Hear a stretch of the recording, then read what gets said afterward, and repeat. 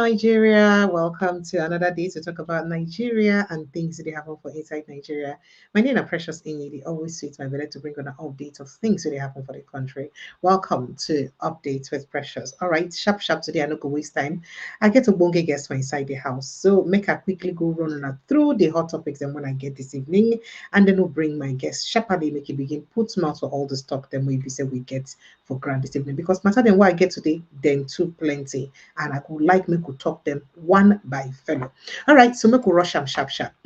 First on our lineup, U.S. Congress they consider to ban Miyetti Allah or consider anti-Miyetti Allah bill amid alleged Christian genocide. Another way fit interpret that matter, now say U.S. Congress they target visa ban and other kind of ban, assets visa ban on Miyetti Allah and other people them where they see as people where they sponsor or encourage terrorism for inside the country. They don't name those people them. Not part of it we'll go talk about. If they don't name them, or then they threaten to release the name. So we'll talk about that. Then we could move on to other issues. US Pentagon don't weigh possible air and ground military action targeting Islamist terrorists across northern Nigeria. Sheikh threatens to sue lawyer or Mehobo over terrorism remarks.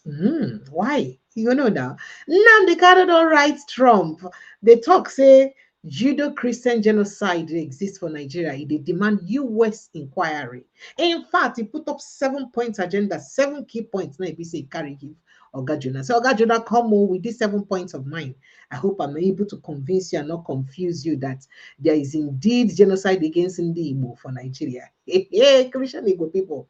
China again offers support for Nigeria's fight against terrorism, rejects foreign interference. Foreign, no interfere. We, China, will support Nigeria. Amid US threats, China pledges continuous support for Nigeria fight against terrorism. Ngwano, we can move on. Trump's threat, APC using funny friends for diplomacy or Lawekbo Hashim. Now they talk this one. Don't pressure me. I shall access Tinubu's regime whenever I feel like. I want to take my time. Meanwhile, Shoyinka don't reply Donald Trump as he get to do with things we get to happen with waiting and think about waiting Trump they do right now as he tackle critics when they criticize him about Tinubu matter. Ngwano, we can move on to other issues too. Yoruba Union don't hail US Congress over bill to ban Fulani headsmen, demand sanctions for Tinubu, IGP Egbetokwu, and others.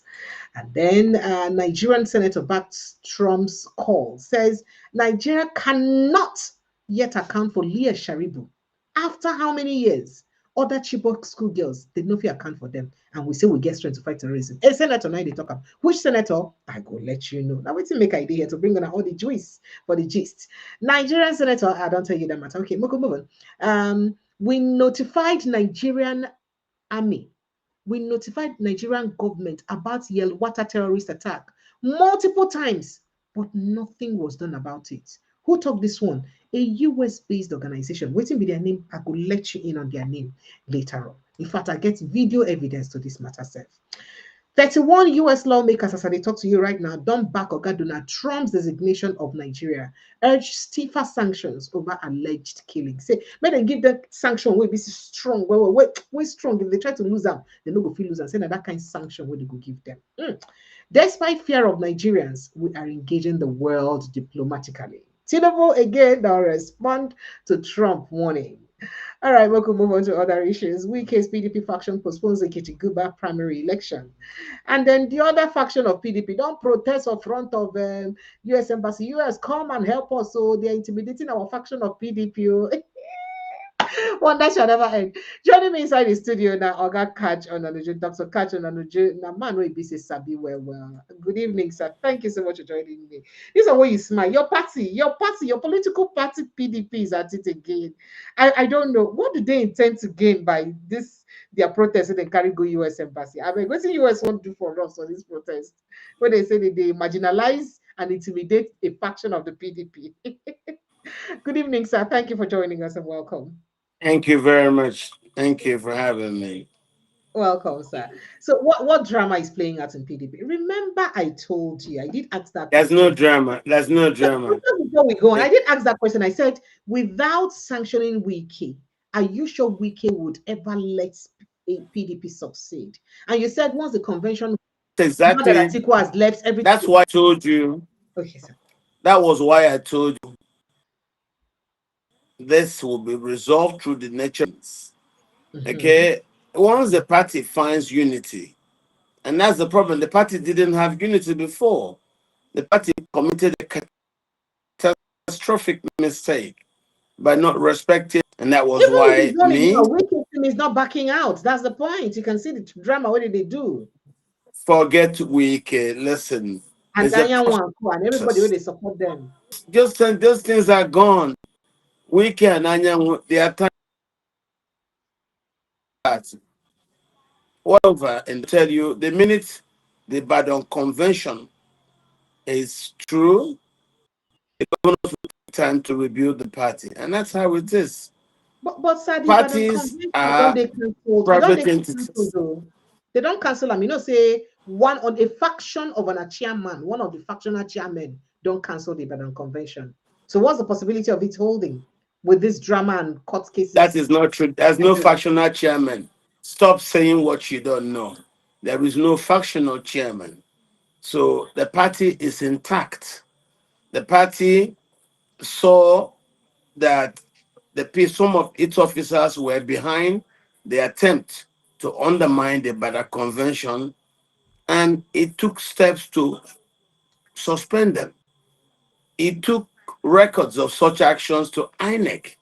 INEC received it. It was then those people whose suspension were accepted by INEC now try to come to make big at the secretariat, but then that didn't Mm. work. It's a process. The party made a mistake. They got caught up in the Atiku Abubakar conundrum, and we reacted. I left with Do Inugugbe and Peter Obi to start the youth movement. Some other people chose a different strategy in their reactions, and that's Wiki going on this brawl, which I don't think is the right thing to do. So we've moved on. But the party have listened to our complaints while we left to be the movement. It was because they did not respect zoning, and they have now zoned. They've zoned to the south. Fine. Now they've listened to our complaint, and you have behaved in line with our wishes. We will look at you. They say they're going to Ibadan. We say no problem. Go to Ibadan. Once you're successful with your convention, we will see you heal. And that's the process they're in. So I don't see an issue. There is no faction. Forget the attempt at So, acrobatics. the Abdulrahman Mohammed, who does he? He's the national chairman. Who Who's is that you're talking of? Who's Abdurrahman Mohammed? Who Abdulrahman? is it?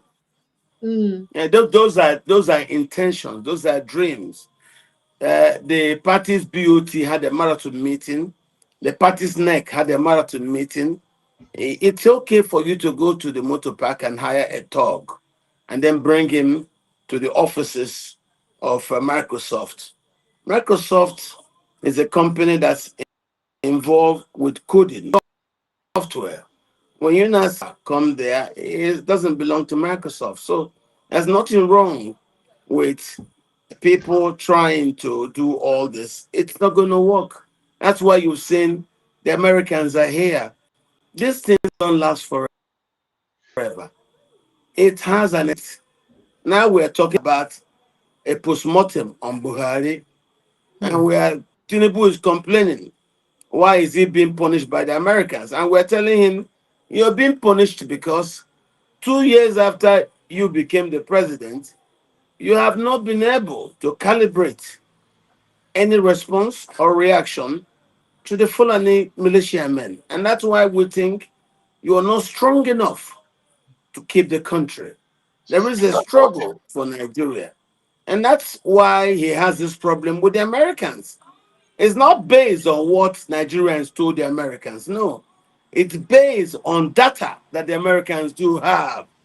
So this is no more time for propagations. It is time for you to look at the data you have And if you think those data are enough, you work at it. Why are we where we are? In 2 years of coming to power, Tinubu is aware of the problem. But because Tinubu has not been able to show leadership in securing the country, that's why our international partners are afraid Hmm. that with Tinubu's incompetence in managing the security of this country, that jihadists could overrun the country. And that's why you're seeing the Americans say they're coming in.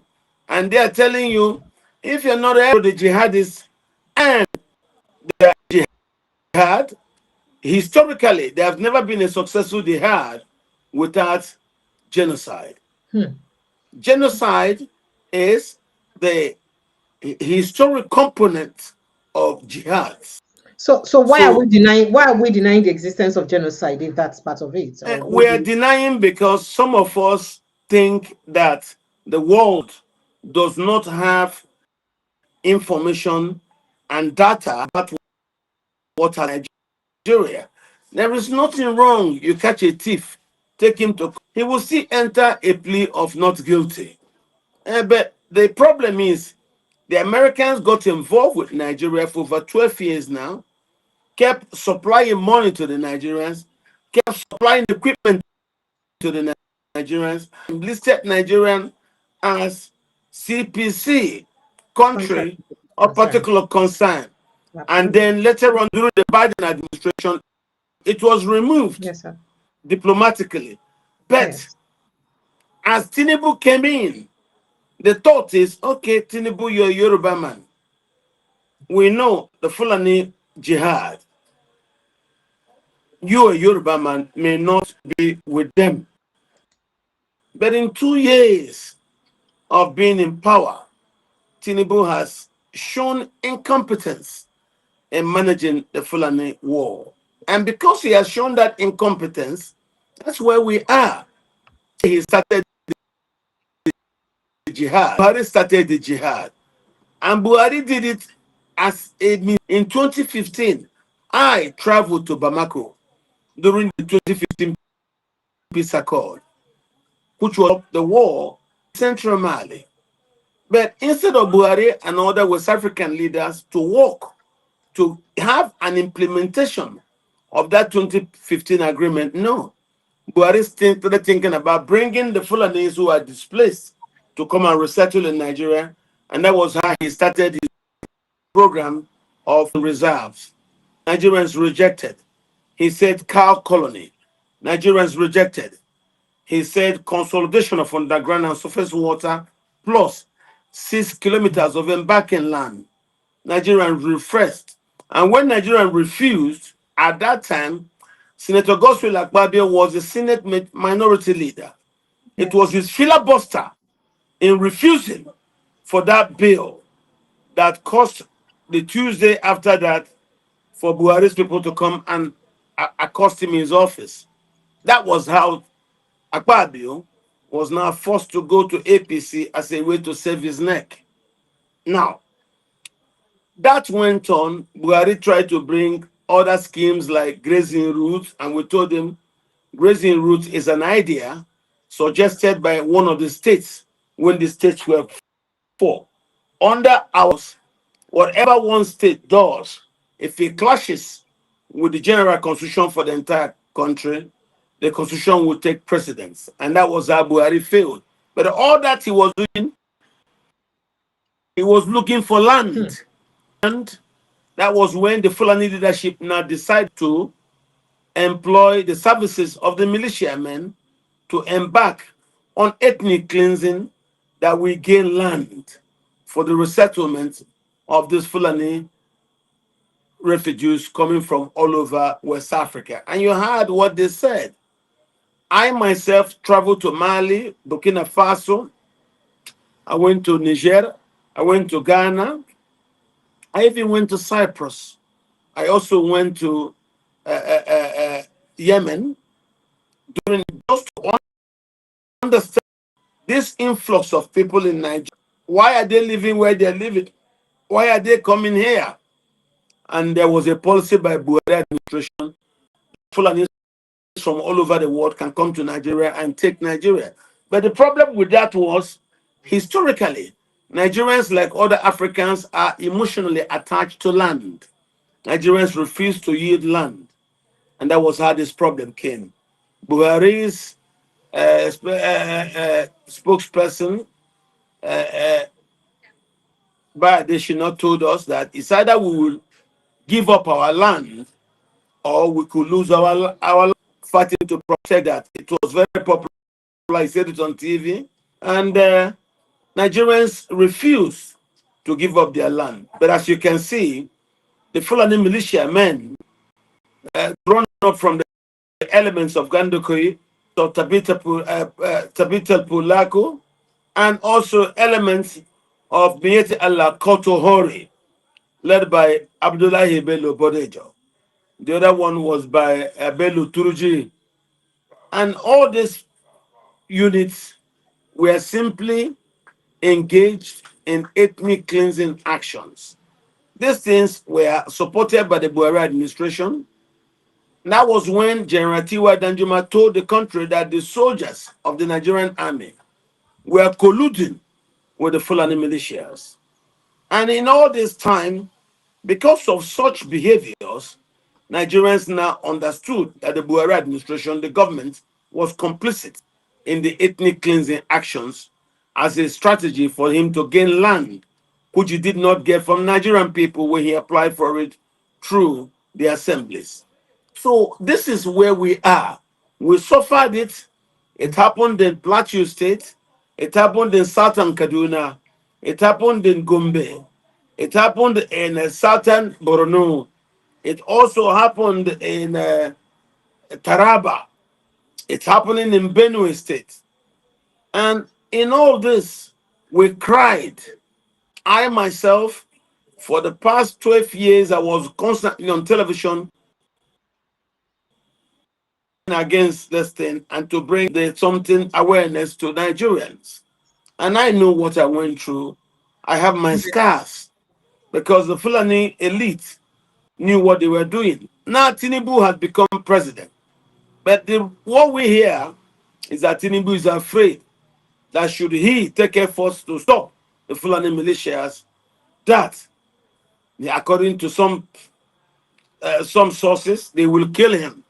So it is Mhm. principally Tinubu's fear of what the Fulani elite will do to him Ah, made him to become incompetent in managing or stopping the ethnic cleansing actions are the reasons for the current Christian genocide, because the Fulanis who came from outside Nigeria wanted land with water. So they looked at the Benue Valley, the water and the fresh grass.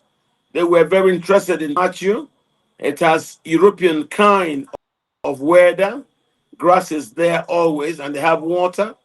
Same thing with Taraba, and that same, you look at Southern Borno, you look at Gombe. And this problem is also there in Southern Kaduna. So ours is, yes, we know it exists. Yes, we agree it is not President Tinubu that started it.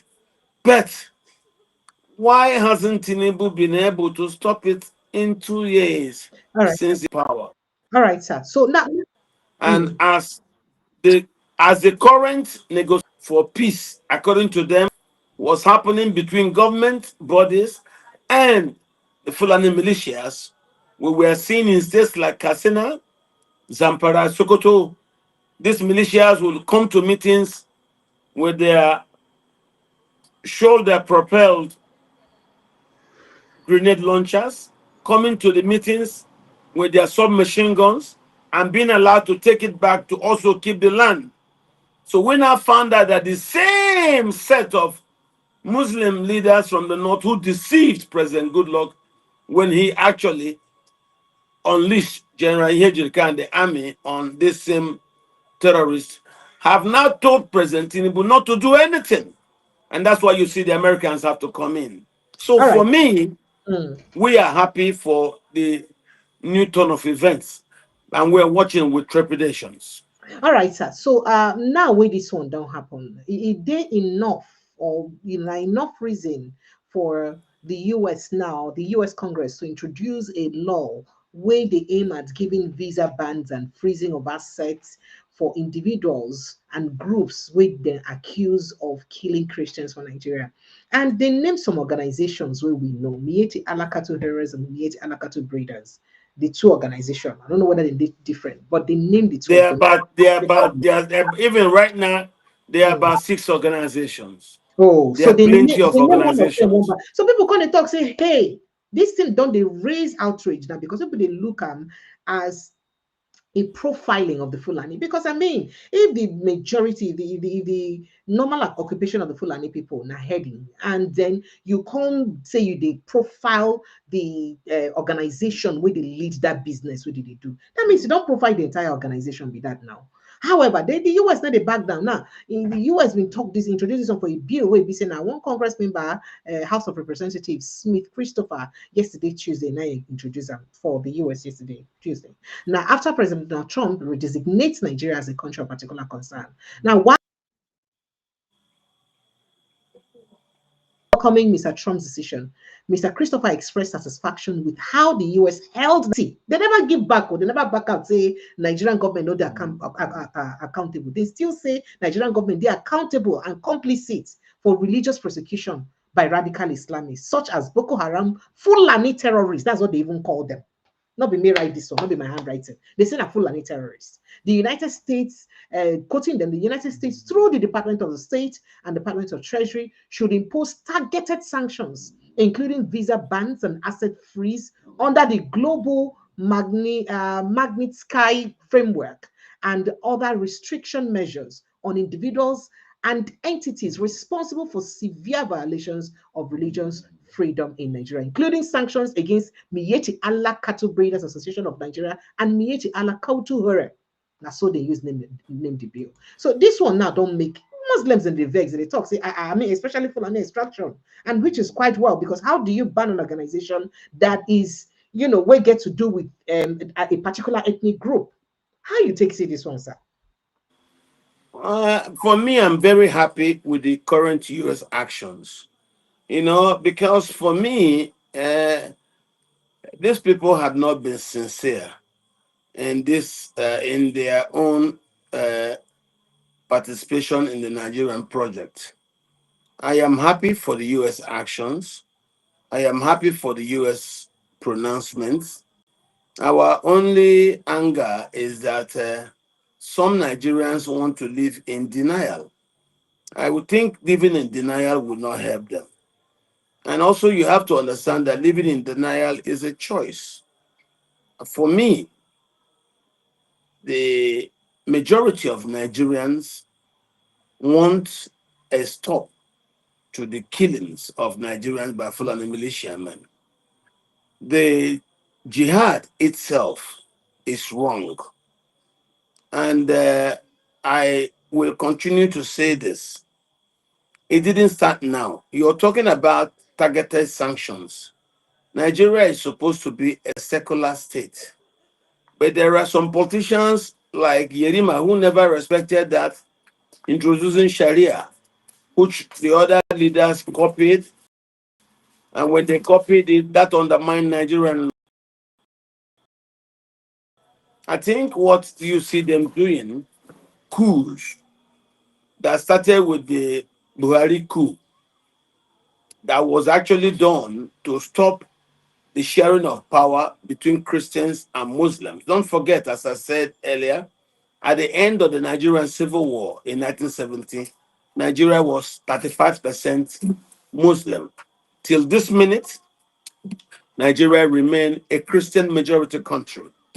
Check the bank records, check the travel records, check student enrollment. Nigeria remains till tomorrow morning a Christian majority country. But the Muslims use a cascade of coups to gain advantage, remove the history from our school curriculum so that there's no way you can teach the story of these coups. and how they were used to create decrees that we were now forced to accept if we seek to allow democracy to come. So we have taken those coup decrees, but the democracy is not working in the ways that the soldiers wrote decrees. And that's why you're seeing the Northerners don't allow for free and fair election. You saw what happened in the last election, clearly to be won by Peter Obi. But they canceled it and said they won't allow a Christian to win. And they sold the presidency to Tinubu, and when he refused to involve them in Ah, government, they started fighting him. so It is so you because they think are that the fighting reason, him. as you believe that the 2023 election was rigged against Peter Obi, He has said it. you believe Tinubu that it said was it that because he he's a bought the Christian? presidency. Listen, Tinubu have said it publicly. When Ah, they accused him that they made him president, said they didn't make him president, that he bought the presidency with his money, which is true, and we know so. That's why when they come you to him think and that they say, sold "Let it us to work," him, and you think that they sold it to him, or that transaction happened, if it is true, only because they didn't want a Christian Peter Obi to be in power? Is that what you're saying? that is what they did because he warned them that if the problem of June 12 was a Southern Abiola won election, it was annulled and the advantage was given to a Northerner who is Abacha. Don't do it. If you don't like the Southerner that has emerged, give it to me and look after you. But instead of giving it to him as a party man, no, they sold it to him. Because they sold it to him, he got angry with them. And every time they come to share power, he said that they sold the presidency to him and he bought it, so he doesn't owe them. And that's where the genesis of this current crisis we have. Seeing them bolting out from the APC to go from ADC, see them bolting out, and you start hearing yourself for coup. And now the Americans understanding that there are very shaky things about the leadership of the country, they now want to come in, citing the genocide as their reason for intervention. Now, me, Nigeria is not working for anybody. Happy that Americans are coming because I've looked at the back end. I looked at Germany. Americans have a base there. I've looked at Japan. Americans have a base at Okinawa. If the problem is the base, the Americans say they seek in backward, let them come and take it. It is better that we have an American base in Nigeria than we have an Al Qaeda or ISWAP base of it. If the government, as we have seen, is incompetent in reacting to the Fulani war, then we should find somebody strong who can safeguard us. The Fulani free hand is the reason, and the fact that nobody has challenged them is the reason why you've seen them on this killing spree. When you talk, they say they also kill houses. Of course, in every jihad, the infidels are killed, and then the Muslims that are considered indispensable, in this case, Hausa Muslims, are being killed by Fulanis because the Fulanis also seek their land in places like Sapana, Basari, Dutsima, Kankara, and Musa. I even hear now that Malumpashi has also been taken by the Fulani. And they go as far as places like Bungudu to as far as Anka and Dangobe, even Guruyo. So the Hausas, yes, are being expanded because they are seen as undesirables because primarily for their land. So if you now see this genocide going on like this, and they will talk and nothing happens, of course, the majority of Nigerians are happy that the international community, led by the United States, are showing interest about the unending ethnic cleansings and going on across Nigerian states like Benue, Hmm. Taraba, Plateau, Southern Kaduna, Southern Gombe, Southern Borno, Gombe, and these are not good things for anybody to talk about. So we welcome the American initiative, but I think they should be here yesterday. You know, the Americans are wasting time. They should come quickly. They should have been here yesterday, and I don't know Ah, why they're wasting okay, time. let me give you that update, sir. Let me quickly drop that update. So very quickly, we hear that the United States Department of Defense is reportedly considering series of military options for potential operations in northern Nigeria, following President Donald Trump's recent warning that the U.S. may intervene to protect the Nigeria's Christian population from extremist attacks, or protect rather. Now, according to New York Times, the Pentagon has tasked the United States Africa Command, AFRICOM, with drafting multiple strategies for responding to Islamist terrorist activity in the region.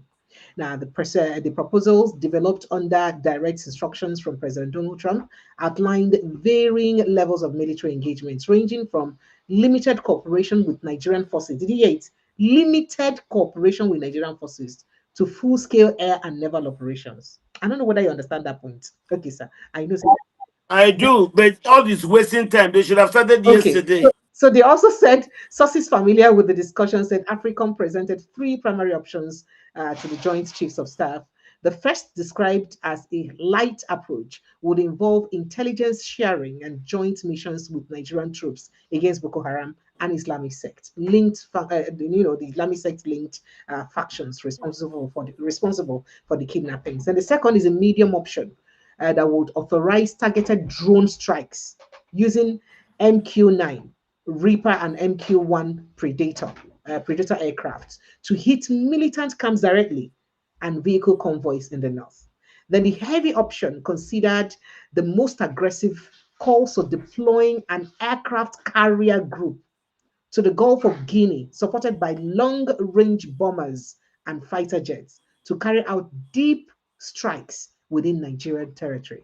These are the options that maybe say they don't list out. However, defense analysts have warned that such an escalation could prove counterproductive.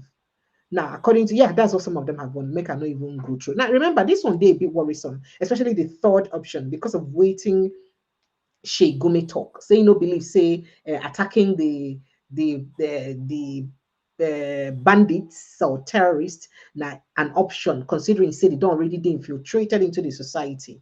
Do you think he's saying that deliberately because he knows it? Because right now there's some information people are already gossiping that these terrorists are already moving up south, considering that the target is within It's the north. not. It's not. They're already Forget moving it. south. And Look, already, you also did mention earlier before that they're already across all the forest of the south already in the first place. So they're just moving towards that direction already. So, I want you to have something in mind. okay, sir. If there is political will, Nigerians can defeat the terrorists in 10 days. Hmm. But Shegumi said it's Problem not possible Nigeria. now. Shegumi said it hasn't been possible for Nigerian troops. I am And that's telling like you this. possible for the The US troops reasons too. why Because we he have not been knows them. able You know, to you understand their characteristics. listen. The reasons why we've not been able. Don't forget, I have been on this issue for 13 years. I Yes, got sir. on this issue as the crisis started in Central African Republic. And when it went from Central African Republic to Mali, I knew this was a West African problem. So in all that, I know the Fulani will never succeed because they don't have the numbers. Now, Hmm. the only problem why the problem got elongated in Nigeria was because the government was actively complicit. If the US pressure can now make the government turn around, because it is in Tinubu's interest to work with the Americans, if that Tinubu is with the Fulani long term plan of appropriating Nigeria. Tinubu can use the coming of the Americans to actually extricate himself from the grip of the Fulanese. Stay with the Americans to save his own neck, stay with the Americans to then take the Fulani out, supporting the actions of his instrument as president of Nigeria. This is an option that is good for the rest of the country. If Tinubu doesn't do this, I see very dirty outcomes for our country. Hmm. If he doesn't do this, he's not willing to be the man to do the job, the Americans will demand regime change. I think he has the wherewithal or the capacity to stop them because Nigeria currently is divided. Tinubu continued to employ quality of his administration, meaning those who are excluded from governance would not cooperate with him. Nobody is going to work to put opposition to the Americans. No, the Christians in Nigeria who have been under the fire of the Muslims will want this thing to stop. So the Christians immediately are in happy embrace of the coming of the Americans. Plus, the Hausas who are also suffering in states like Katsina, Zamfara, Sokoto, the Hausas will want the Americans to come and do what they say they will do because Hausas are being killed. When you hear Muslims are being killed also, it is Hausa Muslims. These people are seen as expendable collateral damage by the Fulani militiamen who also seek to take their land. Why? Don't forget that. Why are they Yes. expendable? Why? Because the in population, the core Hausa states without mixes like Katsina, Zamfara, Sokoto, and Kano, these places are Hausa land, but Hausas don't have control. But you see, because of the length of our democracy, Hausas have gotten awareness and they now know that the Fulani are not the very best of friends. Don't also forget that the Fulani refused to accept sociological assimilation. Obviously, will marry a Hausa woman. It doesn't happen in Nigeria. This is how Hmm. divided it is. Yes, that's a fact. Okay? Wow. It is that bad. Fulani don't consider the Hausa as humans. As I speak to you today, no Hausa man, apart from probably the emir of Ankara or one or two other people, is emir anywhere in Hausa land. It is that bad. They have the number, but I believe, No, but at the it is inception of the number, ancestrally their lands. Is it not ancestrally? The land is the it land is not ancestrally ancestrally there. their land. But you see, So they can't even in rule over their own land. having foreigners, the first foreigners to come here were the Portuguese. The second to come here were the British. Last were the Fulani who came in 1804. But when after we got the colonial status and we got independence, the British left. When they left, the Fulani stayed. And that's why the Fulani now think that as the British left, that they should become the new colonial masters. And what is bringing trouble is the Fulani's attempt to foist a system of settler colonialism across Hausa land, probably banking on their small success over some parts of Hausa land. They now think they can spread settler colonialism. That's where the problem is. They don't have the numbers, and this is not possible. I tell people it will, the Fulani will fail because settler colonialism did not work in South Africa, it did not work in Namibia, it did not work in Zimbabwe, did not work in Mozambique. It's not going to work in Nigeria. This is at the heart of this crisis. The only people who are complaining about Nigeria Americans coming are the Fulani, and maybe some apprehensive Yorubas who are afraid that Tinubu may lose power. But everybody is happy for the coming of the Americans because it will force a reset of society and probably force free and fair election. And if you look at all the countries where America has bases, take a look at Japan, an American base at Okinawa, and probably Germany. Are stable democracies. These are great industrial nations.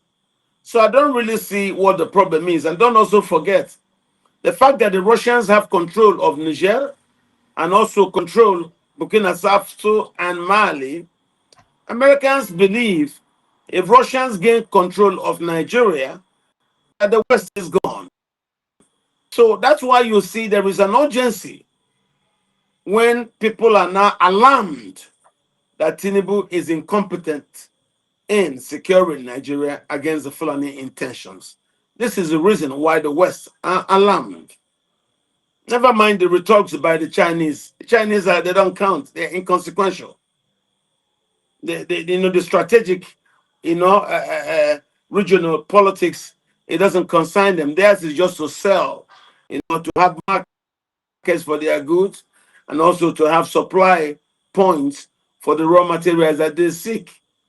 And I know Nigeria has lithium, which we get from the tantalite we have all over the country.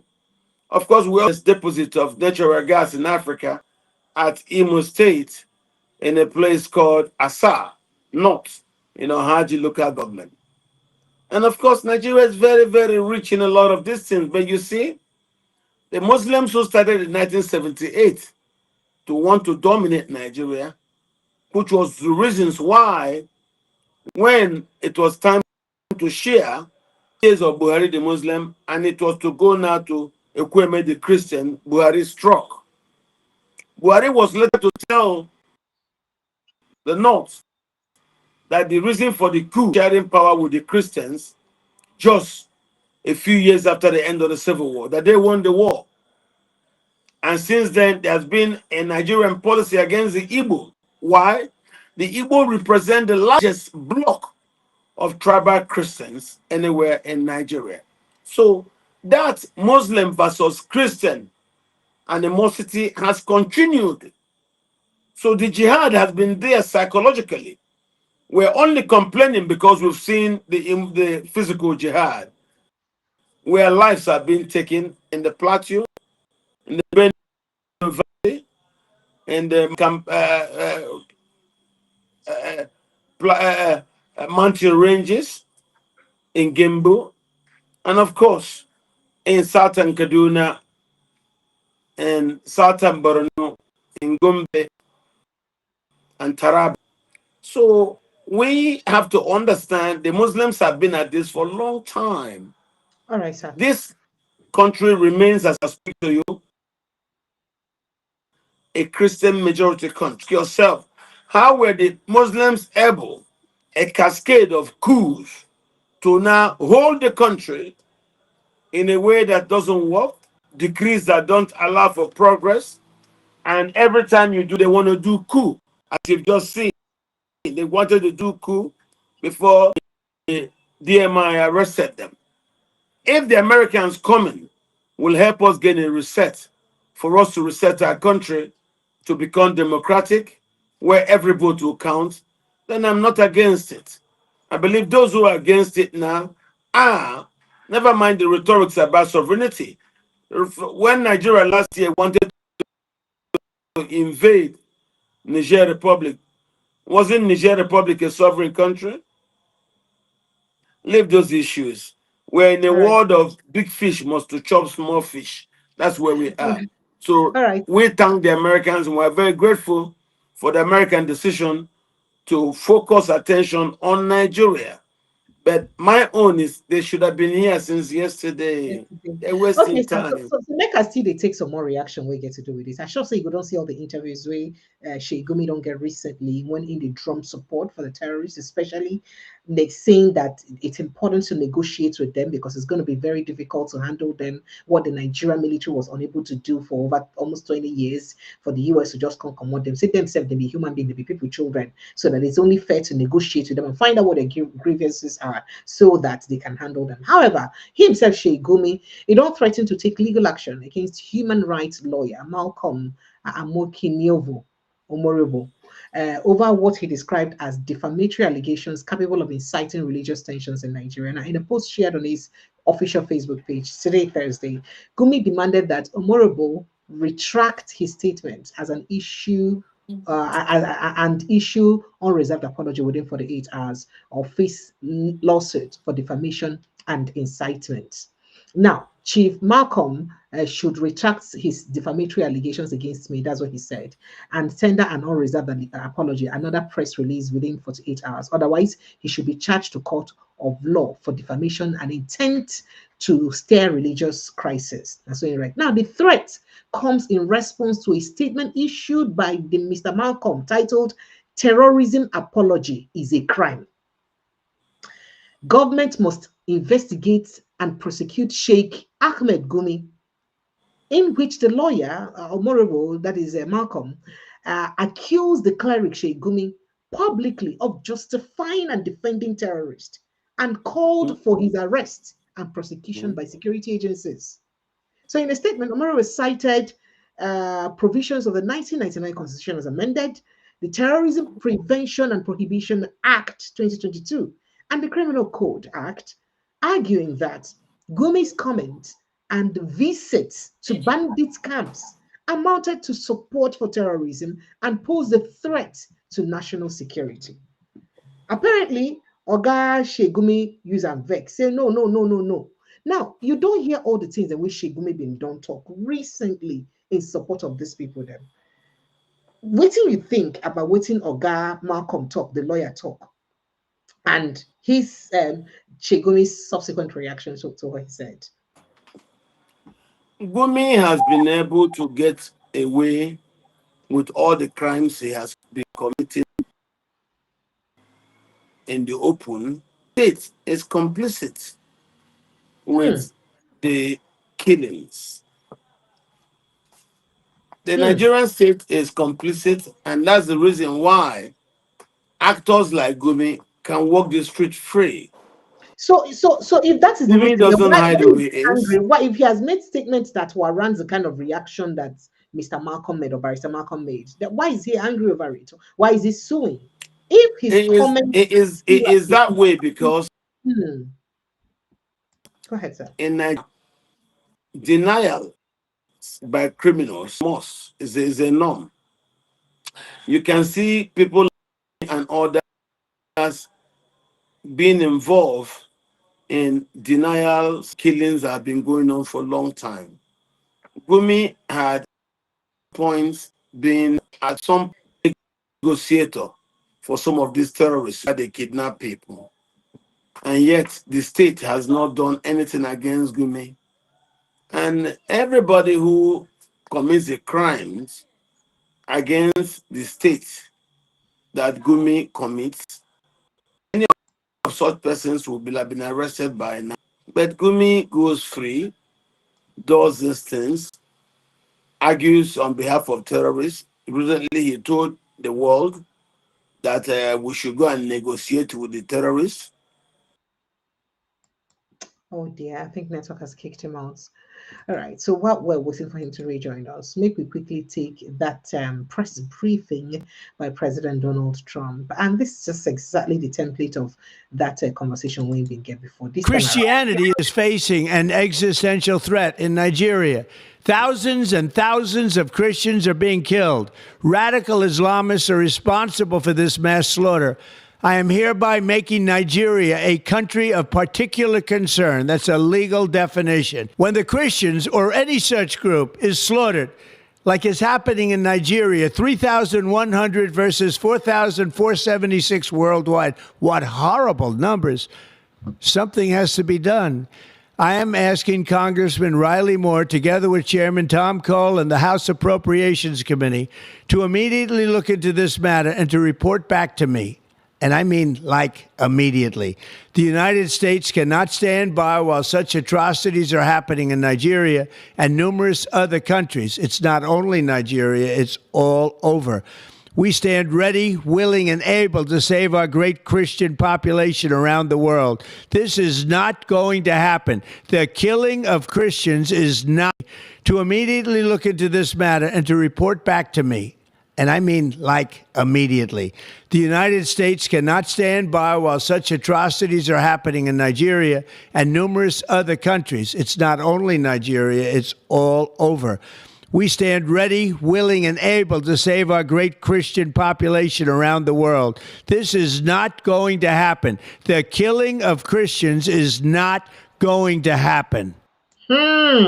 So you don't hear Oga Trump reiterate those things we've been talked for in tweets for Truth Social. They don't reiterate them again, mention them again, just so many people know, say, na him been talking. In case they don't understand the handwriting, we carry talking before. This time around, in flesh and blood, they stand gidigba, talk them again. Say, well, this kind of thing, we no go take them again. It no go continue to happen because it no just supposed to continue to happen. Now, a particular Christian organization also been get a report as to waiting they happen and how they use reports to the president and to the presidency about waiting get to do with these attacks over the years. And they did complain that Nigeria barely did anything about it. And I thought that we should look into that matter because, I mean, why not? So, in a video, Jude Saul, founder of Truth Nigeria, a United States-based advocacy group, Truth Nigeria, claimed it alerted the Nigerian government and security agencies about a planned attack in Yelwata village, Guma local government area of Benue State, days before the June 13, 2025 massacre. But nothing was done to prevent it. Even though say they carry their own mouths. Now them get intelligence report to, now then tell our government to say see what won't happen no days way before it happened. And yet our government they come until according to them nobody talker. Now, in the video, he said that the Bola Ahmed Tinubu led the Nigerian government and security forces he accused them of complicity in the killing of Christians by Islamic extremists operating across several states. Of course. Now, this is very, very worrisome. While I still wait for Dr. Katch to rejoin, it'd be like saying network they give him difficulty. He's trying to rejoin. Let's quickly take a listen to what he said and also what his partner said about this. Cannot ignore the fact that there is Nigerian government complicity with these attacks. You saw some of our journalists in the documentary. We wanted to be an organization that tells the truth about what's happening in Nigeria, hence truthnigeria.com. I want to just kind of let everybody know and help you understand how Nigerian news works. If a Nigerian government official does not call for a news conference, the event did not exist. So in order for the narrative to get to the mainstream media, get picked up by Al Jazeera, get picked up by CNN, everything else, it comes from a Nigerian government source. From the very beginning, they determine the narrative. The reporters regurgitate the government narrative. We decided to be a voice and try to help change that paradigm and created Truth Nigeria to document what is actually happening. How many of you guys know that there were 10 Christians killed in Kaduna just the other day? How many of you know that there were 30 Christians killed in Plateau just a week ago? How many of you know that besides the 280 Christians that were killed in Yellowwater on June 13th,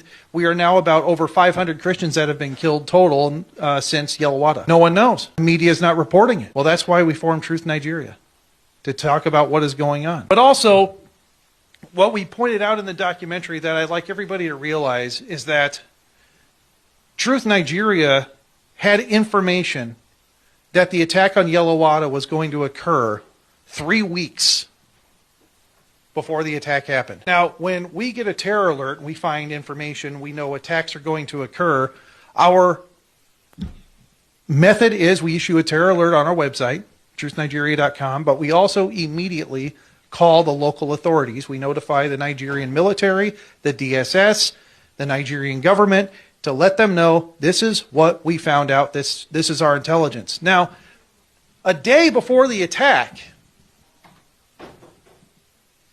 we got word that there's movement happening. They are mobilizing, and they are coming for Yellowwater. So the day before, our team notified the government, the local authorities, the army, the police, and said, hey, there's movement, they're coming, watch out.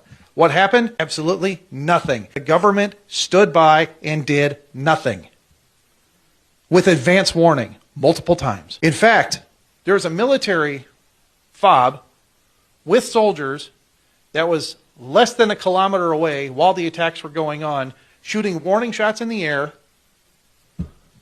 but did not engage the terrorists as people were being burned to death, hacked to death with machetes, and being...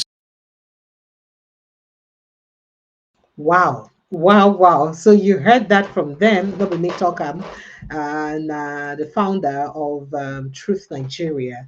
Now they talk that one. And it's very embarrassing how they classified, how I see you describe how Nigeria they use get news, because that's typically almost what it is. Because I mean, how many Nigerian news agencies they go out to the field, go source for the things that really happen in terms of these terrorist attacks? How many of them we only rely on what government tells us that is the news, or maybe we get scoop from villagers, and sometimes as per person we be say you get connection for those areas. But how many times do we do this? And this is very embarrassing for an international community or an international organization to be describing a Nigerian media in this way. Not like we are incompetent in doing these jobs, but it's just what it is in Nigeria. And this is very, very embarrassing. I myself, I did very embarrassed to hear this, but There let's hear was what no his partner Truth said about Nigeria.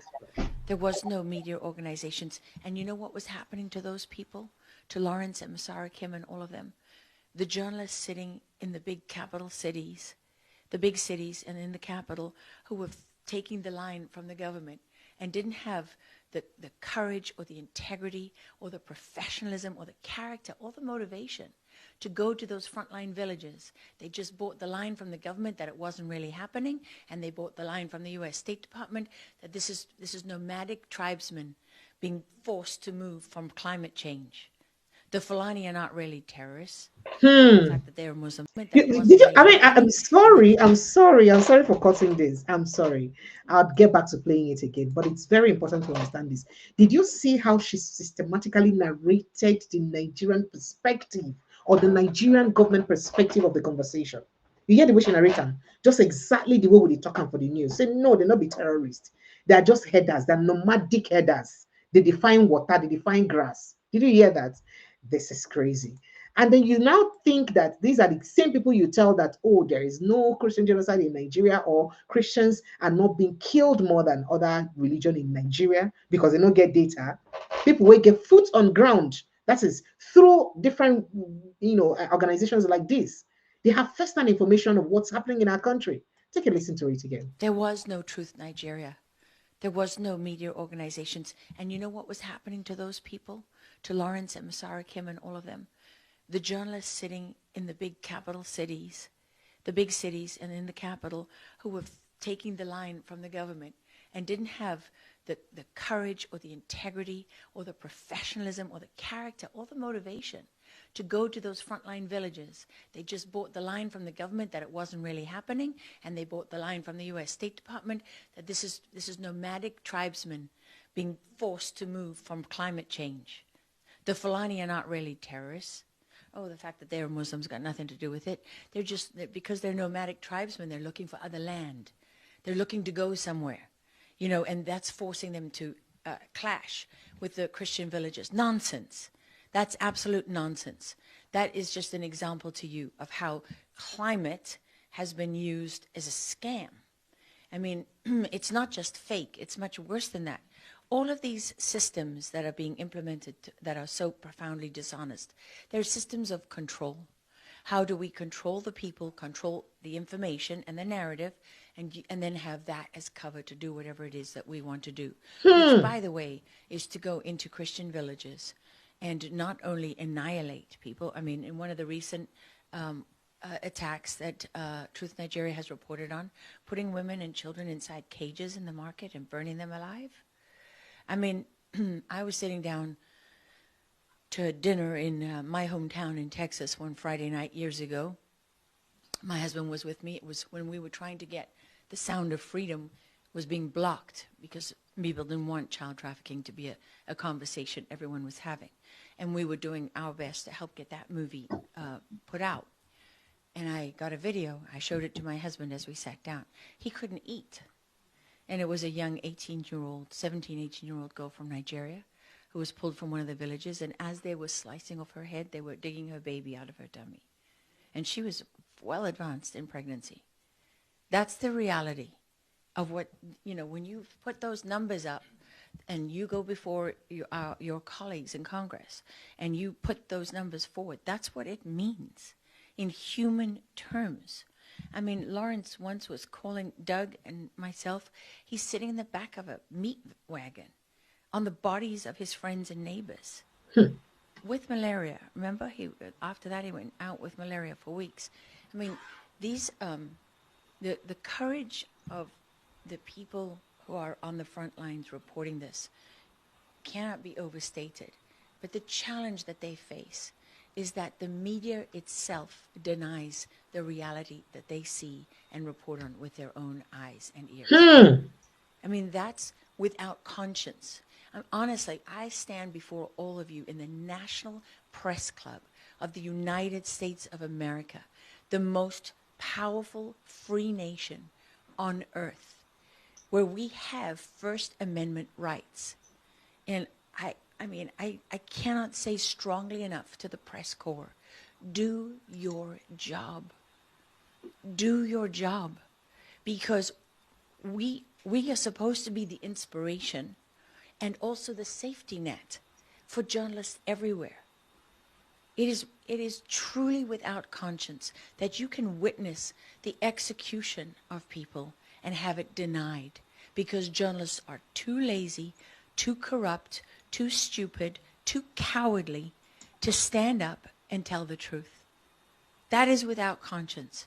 And, we have to stop being afraid of what people will say to us. We have to stop allowing those who tell the truth to be punished and those who lie to be rewarded. Whoops. As a journalist and a media practitioner in Nigeria, I am so embarrassed by this in way she talk, but unfortunately, not true. Because some of the things we would even carry here for this platform, most mainstream media no go even fit carry themselves. Like some things like this we should talk, we no go even fit carry them. There are several other reports. There's reports that I had Barrister Frank could talk to us about on yellow water and all that. I'm not sure any mainstream media forget the liver to even invite Frank to come talk in that, with that kind of anger and that might to explain waiting happen for in village. I don't know why we're like this, but this is unfair. So just like she said, that it looks like the entire idea is to control the narrative, to control what's in say they go out there, so that only the information where they need out there and be waiting to go out. And if that is the way we're already perceived by international community, all these things what they tell them say, no, it's not. We have consistently said it that no, there is no this, there is no genocide. It's everybody that is being killed. There's no genocide. I don't want to believe us. Now, this is a United States organization. We get foot soldiers here, reporters here. We there for the field. They see those things. They report to the organization headquarters in the US. And we're in Nigeria. Our media organizations in Nigeria, mainstream media, they carry those things. Did you hear what she said? Even when they give this report to our mainstream media, they didn't agree, believe them. She said things where be say their own reporters see for Koro I tell our mainstream media they don't report it. Do you understand? Do you understand the problem? And then now won't go tell them, say no, there's no statistics of close. How do you even get statistics in the first place? What is your definition of statistics? How do we tell them that how do we even convince them? Like, sometimes I wonder what's in the meeting between perhaps President Donald Trump and President Bola Ahmed Tinubu would look like. Oh no, Mr. President Donald Trump, there is no Christian killing, genocide in Nigeria. We are all killed. And if you look at the numbers, it's equal. In fact, the Muslims are even killed more. Just like some, Arewa people are saying that Muslims are killed more. And then Trump begins to reel out statistics based on the records he has. Which statistics we won't give them to use buttress our own points? How we won't manufacture the statistics we will give them to buttress our point? There are things that would almost want to make you appear stupid if you imagine it, but it is just crazy, the kind of things we hear. I may have to resort to calling Dr. Catch back over the phone to join us over the phone since the network no agree reconnect again. Apologies, the network issues. One of the things we have to contend with in our dear country. But at the meantime, make a go remind you that this report for inside Middle Belt of a soldier where be say almost all in family members die, an ex-soldier, almost all in family members die. And guess what? Now still international media do this report and documentary about that. All in family members die from herdsmen attack. And guess what? He say now, as they don't die finish, they can't get soldiers come they surround the community. What did they can't do? Why not go chase the people who killed them? You know the route where they come from. Why not go and chase them? Take it, listen to that This is very Peter George. This one is for Emma and Ibi. This is Peter George. This one is for Emma and Ibi. This one is for my younger brother, Amidu Agaba. This one is for my cousin brother Moses James Aduba. 4 indigenous cousins of mine in this village were taken down by stupid Fulanis. The 5th person is a guest from Nasarawa State. We are here today recounting a very sad experience that is predicated on the now known Fulani attitude of we are in charge and we can do anything and nothing will happen to us. These same guys came to this village unannounced between the hours of 4 and 5 p.m. when people were relaxed having their late lunch, came, opened fire and killed as many as they could and left. A known style, any moving animal, any moving human being was shot at and they left. When the security men were contacted, they never responded until almost 8 hours after. All through the night, the police were informed.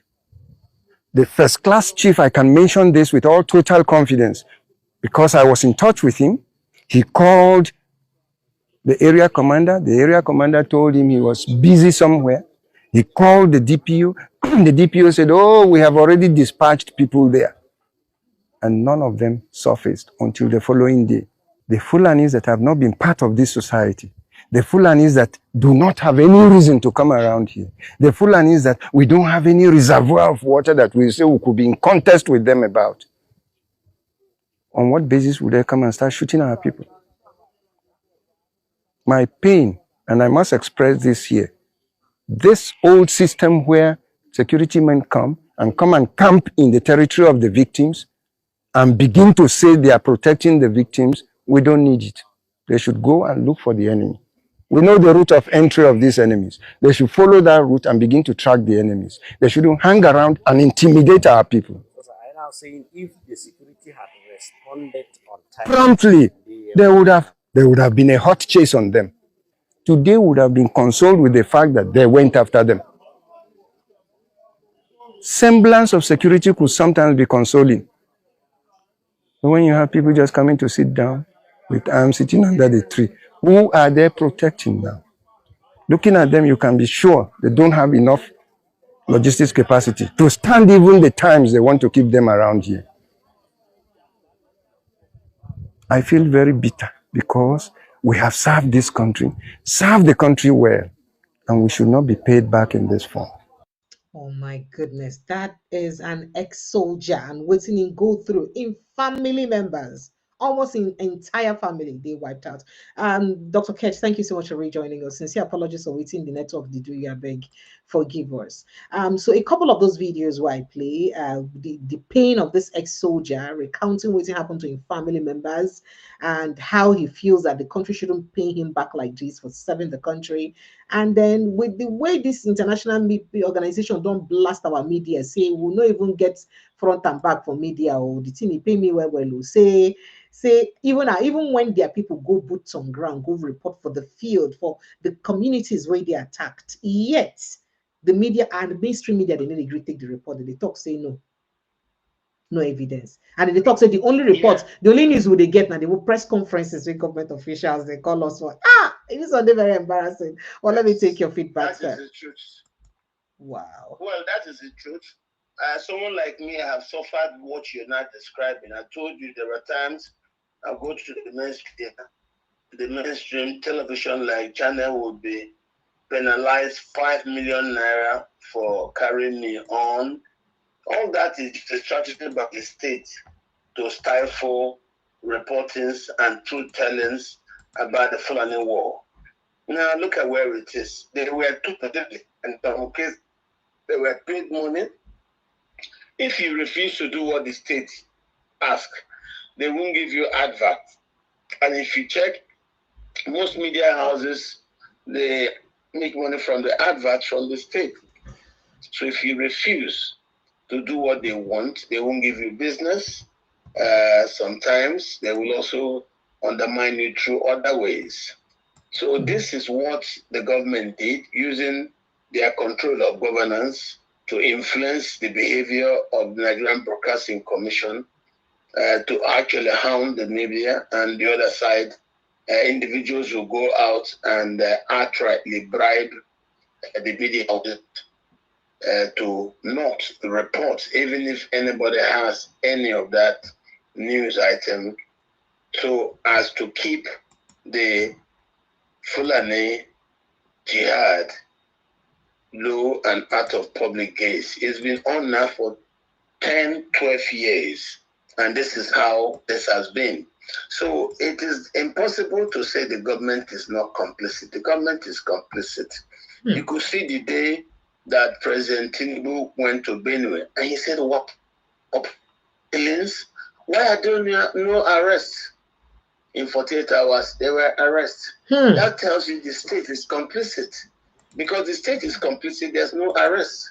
So those arrests were only done 48 hours after Tinubu complained on his visit to Benue. He said, "Why are there no arrests?" Then in 48 hours, arrests were done. So it just tells you the people Buhari put in charge of security was like Afghanistan in our country. That is taking those who are loyal to the insurgents into the army. You see also they say they assimilate the Boko Haram people into the army. This Boko Haram and the other militias, Fulani Headsman militia and Gandokoi militia, the Miyetti Allah Kautohori militia, the Tabita Pulaku militia, these are all militias that are known to government. These are militia whose members are known to us, like Bello Turji, he came from Niger Republic to start this here. Abdullah Bello Bodejo, he came from Niger Republic to start his there. Though when he came, he stationed himself in Bauchi, but later on he came now to build this militia army in Nasarawa State, which he uses to attack the Benue Basin. So these things are well known to Niger. People sometimes get arrested, they then get released because they have powerful patrons who are still in positions of power. And this is the problem. How are you going to get a man in power position to go against you in terms of a terrorist? Just like, remember when Kabiru Sokoto was arrested for the bombing. Yes, Christmas bombing. Yeah, Christmas bombing. Yeah. It was later seen in the home of the present vice president of Nigeria. No, you never hear the gist, sir. The president, vice president, they don't respond now. I talk, say, you don't know what Kabir Sokoto won't do. He wanted to kidnap his children, sir. He said it in the news now. Forget those stories. Listen, he is known on newspapers to have championed for amnesty for the Boko Haram people. You also had the running talks between him and his former boss. Yes. Former governor. Ali Modu Sharif. Now, Ali Modu Sharif said it was Shetima that started Boko Haram. Now, from what I know, it was Ali Sharif that first used resources to set up the Ekumok boys. Ekumok boys were the pool from where Shetima got some people whom he convinced that Ali Modu Sharif is just using them, this Ekumok boy militia, and bet that they are not doing well for the rest of the state. Why? At that time, Ali Modu Sharif, who comes from Gamboru Galda, was accused that everything is being monopolized by Gamboru Galda. So the other clans of the Kanuris protested and then fine-tuned the heads of the boys who were formerly in the Ekumok Boys Battalion, and they now metamorphosed into Boko Haram. Don't forget at the beginning, when they were used as a branch of government, blah, blah, blah, religious affairs, Ali Modu Sharif did appoint their coordinator nominated by their lawyer, by their leader, Mohammed Yusuf. They made him a commissioner. At that time, they were bearing the name Ekomok Boys.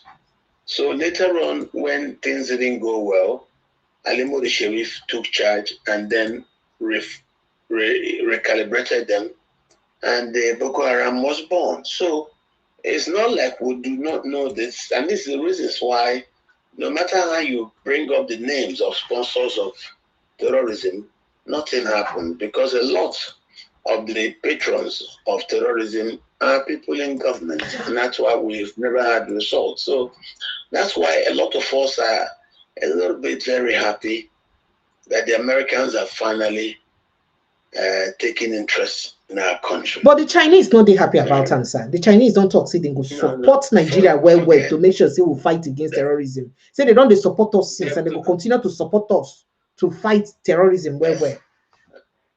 That's nice. Chinese just make noise. How? They like to just, the Chinese will want to keep quiet, don't disturb you, do what you, if you like, kill all your uncles. They don't care as far as you are peaceful enough to do business with them. What have they done since? They kept quiet. It's the Americans that are now talking about the terrorism. Will the Chinese say they don't know? Neither. You heard what Femi Falana said the other day on television. Yes. That Chinese companies come to northern Nigeria, absolutely, seize territories, and then employ some of these Fulani militiamen as security men to cordon off perimeters where them, the Chinese, are mining. No, these are in communities that are deserted, though. The original owners of those communities don't run away, but they mine there. Yes, you drive them away and then you bring your mining. So is this the kind of China that will come and talk now when we are talking about issues of morality? Where have they been? China could just be on the same side as the terrorism denials. Yes, there are those who are, even there are pastors. Look at pastors like Kunwi. What has Adeboye done since? That's just to tell you some of these people are in it for the money.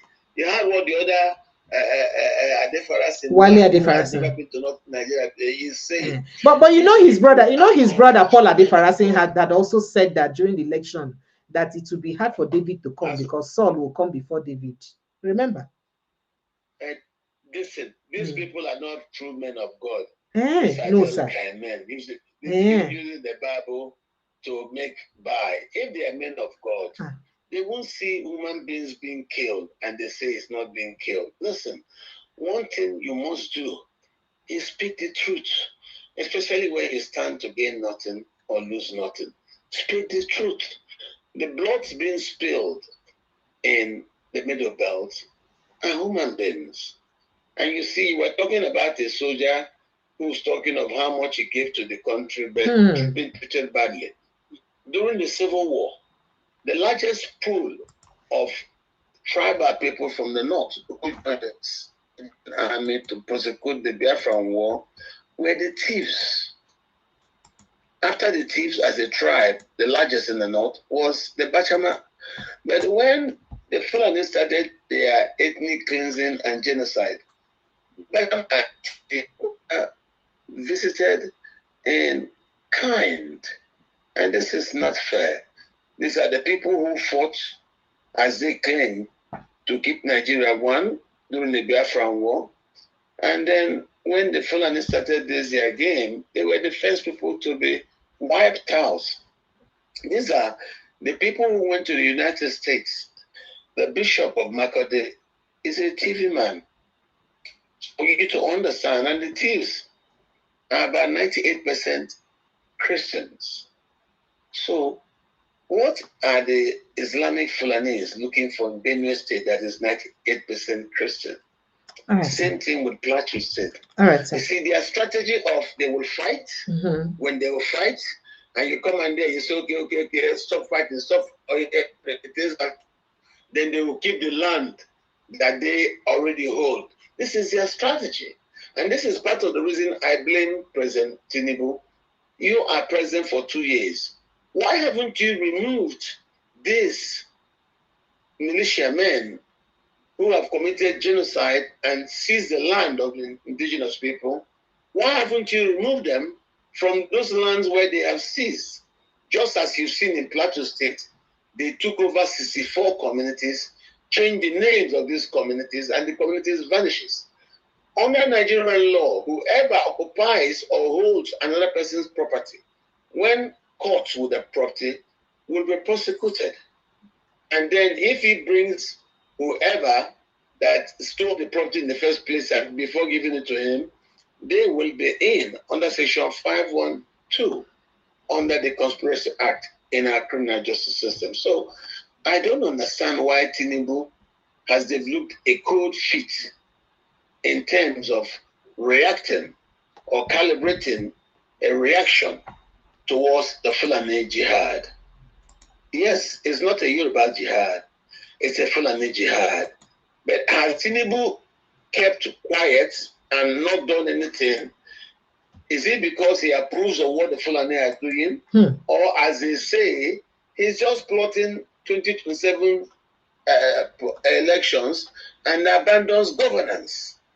If he has abandoned governance because he's plotting for 2027 election, and that's why he doesn't want to offend the Fulani patrons who sponsor this genocide against Christians as a strategy to take their land, then Tinubu is guilty. Don't forget, statesmen are guilty for negligence. You know, and in this case, negligence is a crime. Because, yes, you could say you neglect it, you just keep your eyes away. What if it is as a consequence of you agreeing with the policy of the Fulani sponsors and patrons of this jihadist? That is a crime. All right, Tinubu kept quiet because he doesn't want to, because took the oath to secure lives and properties of every Nigerian. So even, I will add, the persecution of Igbo, who happen to be the largest block of tribal, as far as I'm concerned, that in itself is part of the Sharia. I was going to even mention that because I was going straight to Nnamdi Kanu's case, where Nnamdi Kanu don't carry matter go meet Trump right now. Nnamdi Kanu, they ask Trump, say make he come on, say, in fact, he don't write to Trump, they allege Judeo-Christian genocide for inside Nigeria, and they demand make US inquire for the matter. In fact, he give a whole 7-point agenda as he gets to do with the matter where he be saying present before Donald Trump. He talk about the different massacres, the Obi will massacre, the Operation Agweke massacre. He talk about all those killings and what don't happen for inside Southeast, and he blame the Nigerian government itself for those killing of Igbos. In fact, even you remember there was there was also an attack at when they attack people with being protests for the Trump once like that. He put that one joint together finish as part of the things and what they don't do against Igbo people. You don't write good. But people they talk say this one don't make any difference. People say this now, what thing you don't outline since and write since, but just a remind them say they don't write this letter before. No, what he's trying to prove is that a lot of the killings in the East are perpetrated by elements of the federal government. That is exactly what like he said. The unknown government sting operation that was perpetrated by elements of the Buhari administration. Now, those are the things he's trying to bring, because at the peak of the noise under Buhari, there were about 39 different Biafra Nana organizations. And of all of them, only one, IPOB, was genuine Biafra. The rest of the proxy set up by the government, so that when they commit mayhem, they will blame it on Nnamdi Kanu's Biafra faction. And this is why. Can't you see, the minute Tinubu came in and Tinubu stopped all federal fundings for the covert operation, the unknown government sting operation ended. This is see, because it was being funded by the elements of the Buhari administration, working directly under Bichi. Sani Kokobo came to the public to confess the work they were doing as unknown government. So we understand, and I agree with Sani Abacha in saying that if violence persists for more than 48 hours, that the state has a hand in it.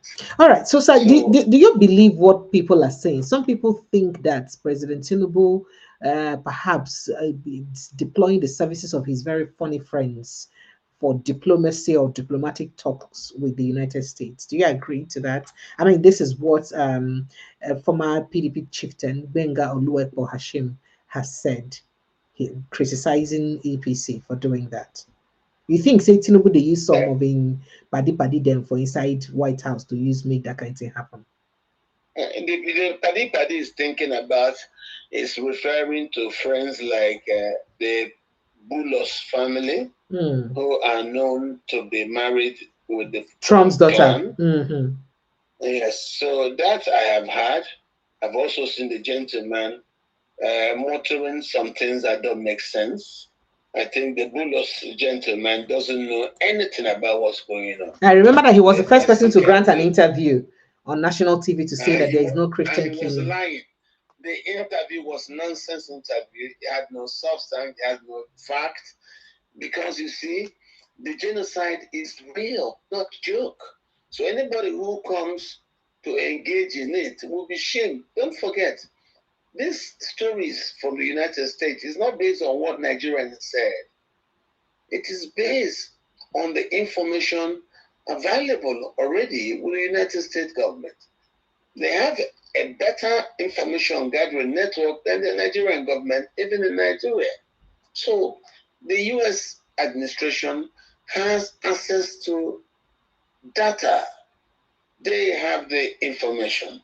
They have the videos. Don't forget, the US government was involved with the Nigerian government, provided the Nigerian government with a lot of ammunition, showed them to Kano jet and other things, yes, very close to have $1 billion. Yes, Don't forget that. And you know that some of those things they sold to them, or some of those rifles, assault rifles. Now, waiting will they see these bandits in the brandish, the CARICOM reconciliation talks, which is what makes the US government angry. Hell. When you give this thing, a lot of these compromised officers will arrange and then give the equipment to these people. You give them money, they will share. But for them, if they did anything to end the war, the money won't flow anymore. So they probably thought the more they kept this thing going, the more the money will continue to flow. And the US administration understands all this. And that's why you see the Americans said, okay, we'll give you money, it doesn't work.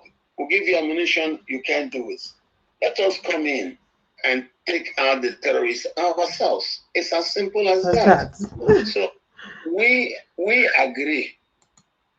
If for them to come in, they seek us allowing them a base, we'll be very happy to give them a base. In fact, you know, instead of us having terrorists having bases here, it's better we have Americans keep the base and stabilize our country, because the way those who seek to merge the state with religion, who are Muslims, are going about, I don't think we'll have peace. So for that, I think the stationing of American forces in Nigeria may be the best option for the Christians to prevent the of Christian majority in Nigeria.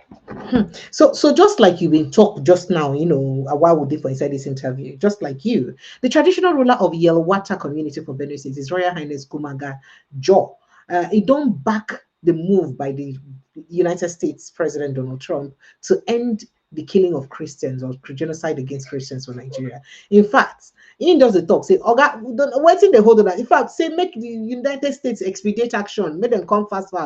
They've been long awaited. Let me quote him. According to me, he said yes. So he said, majority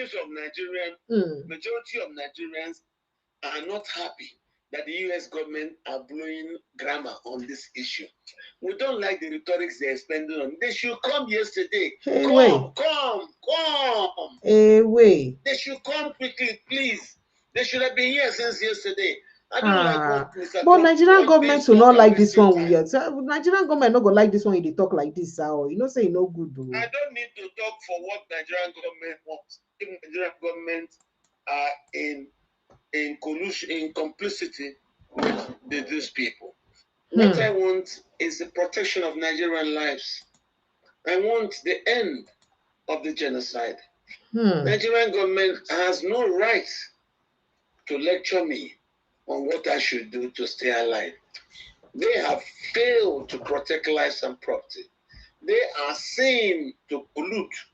And because of their complicit behavior, I don't trust them. I trust the US government. If part of what we will lose is giving them Port Harcourt, let them come and take Port Harcourt, please. Let them come. We from the East will be happy. Let them have Port Harcourt.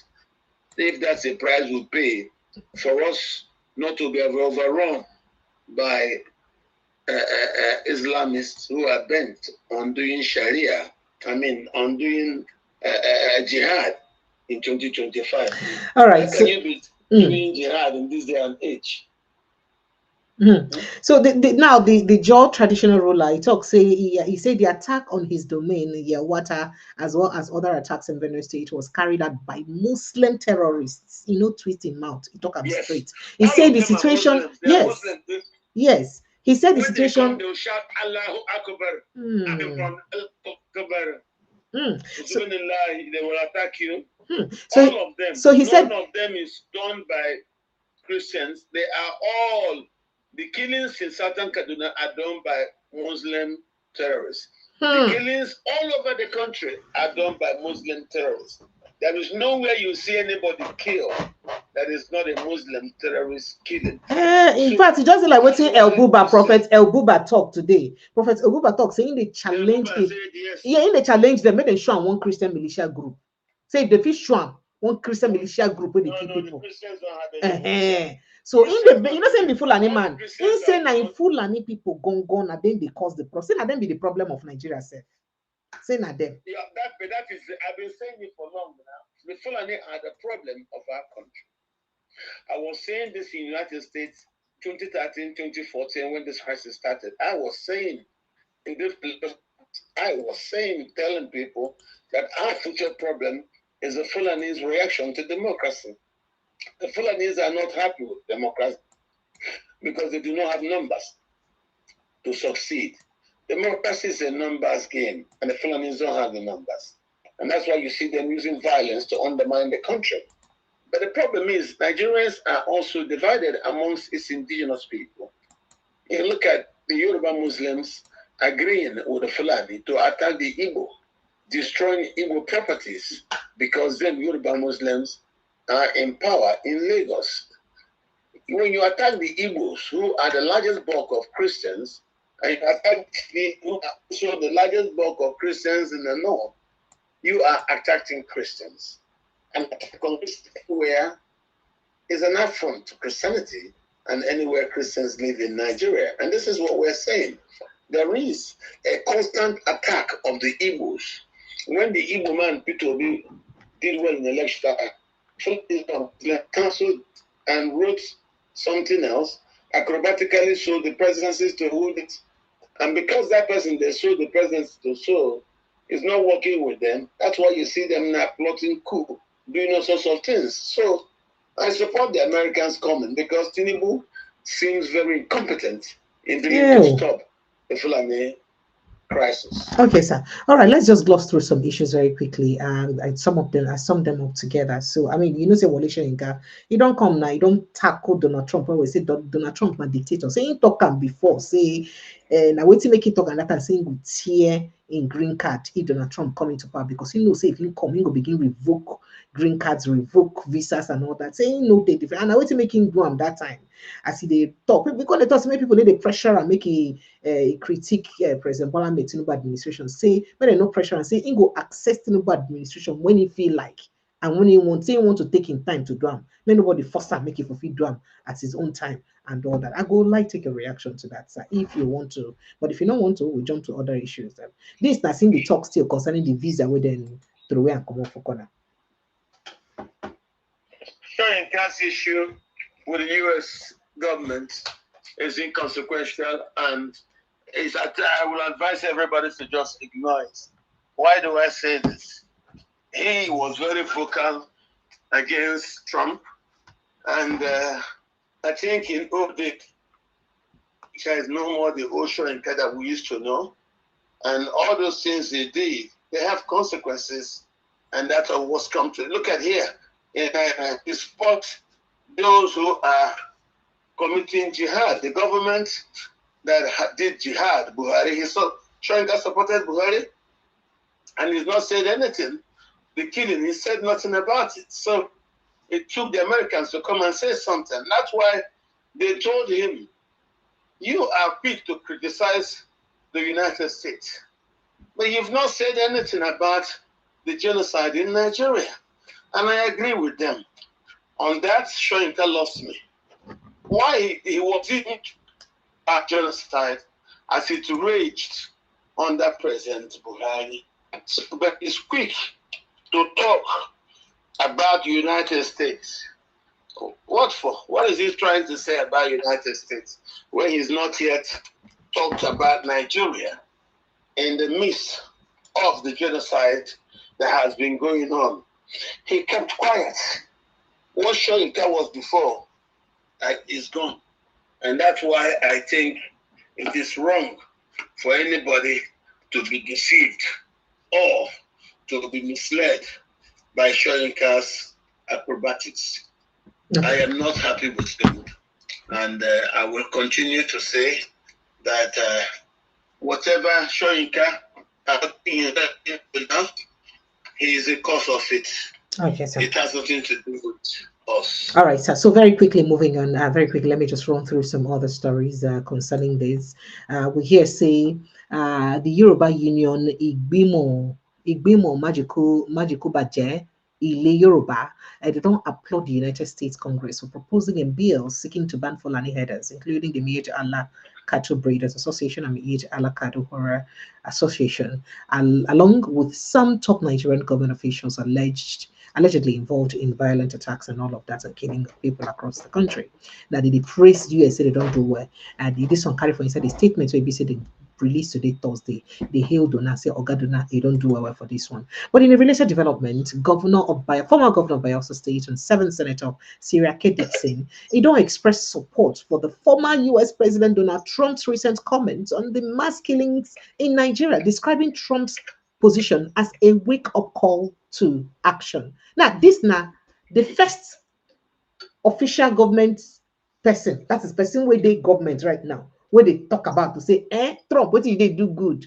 Because every other person they live in denial, including people in the other party, they say, no, there's no genocide. No, Trump should take it easy with us. Now, I mean, the first person who don't support him say, in fact, see this one a wake-up call on us. When inside statement will be saying title, alleged genocide, my stance on President Trump's statement.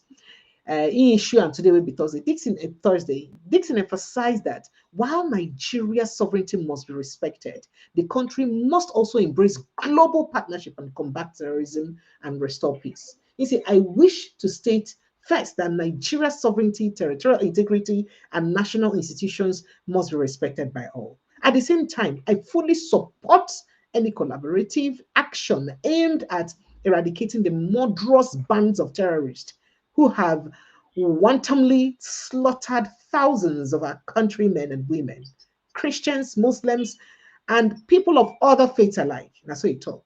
The senator, he talk a lot of things inside this matter, and people just they talk, say, Now, what for you, Oga Senator? I think say suppose they, in units them with your other colleagues and we talk, say nothing like that, way too serious or inside the country. No vex, sir. We'll make I take a reaction. I think you're the person who is wrong. You are wrong because you've not yet heard from other people what you've heard because everybody is relaxed. But they now know the inevitability of the U.S. involvement. And that's why you see them now welcoming it. What Sarah Keteson said simply is an honest reaction to what Mr. Trump said. Trump said they are coming here to defeat the terrorists that Nigeria has not been able to defeat. And that's a good thing. And so, Senator Dixon, my personal friend, I like what he said, and I welcome him. Don't forget, he's an opposition politician. Yes, he is. So he is not of the ruling party. Absolutely.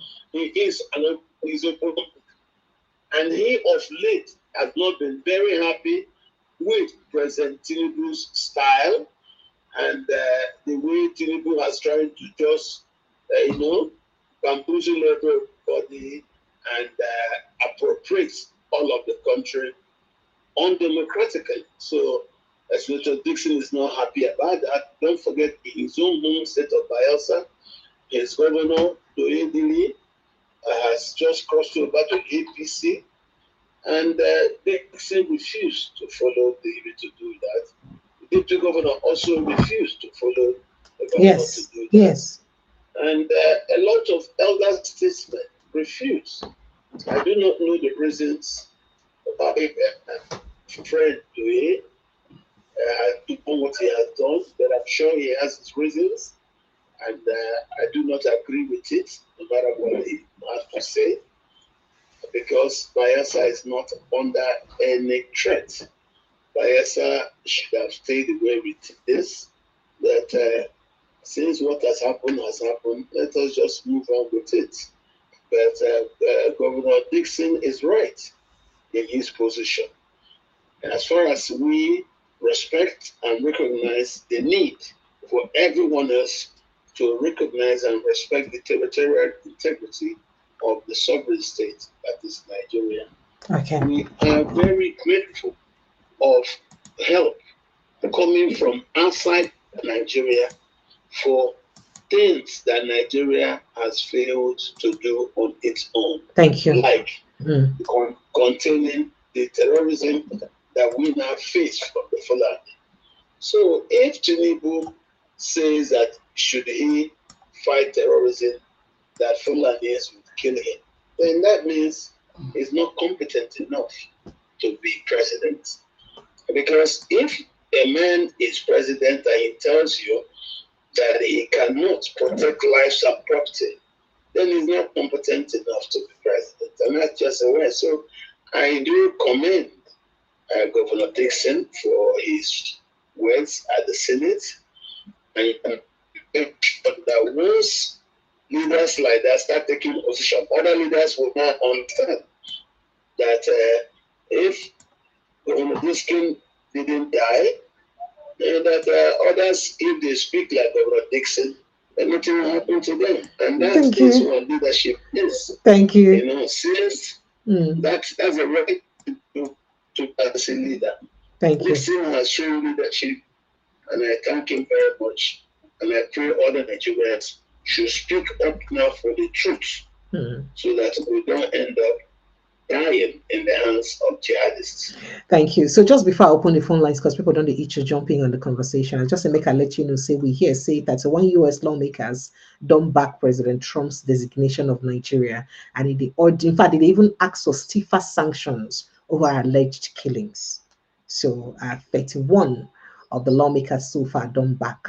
And it will like say they see the count numbers, will like say more see they look at backing the person.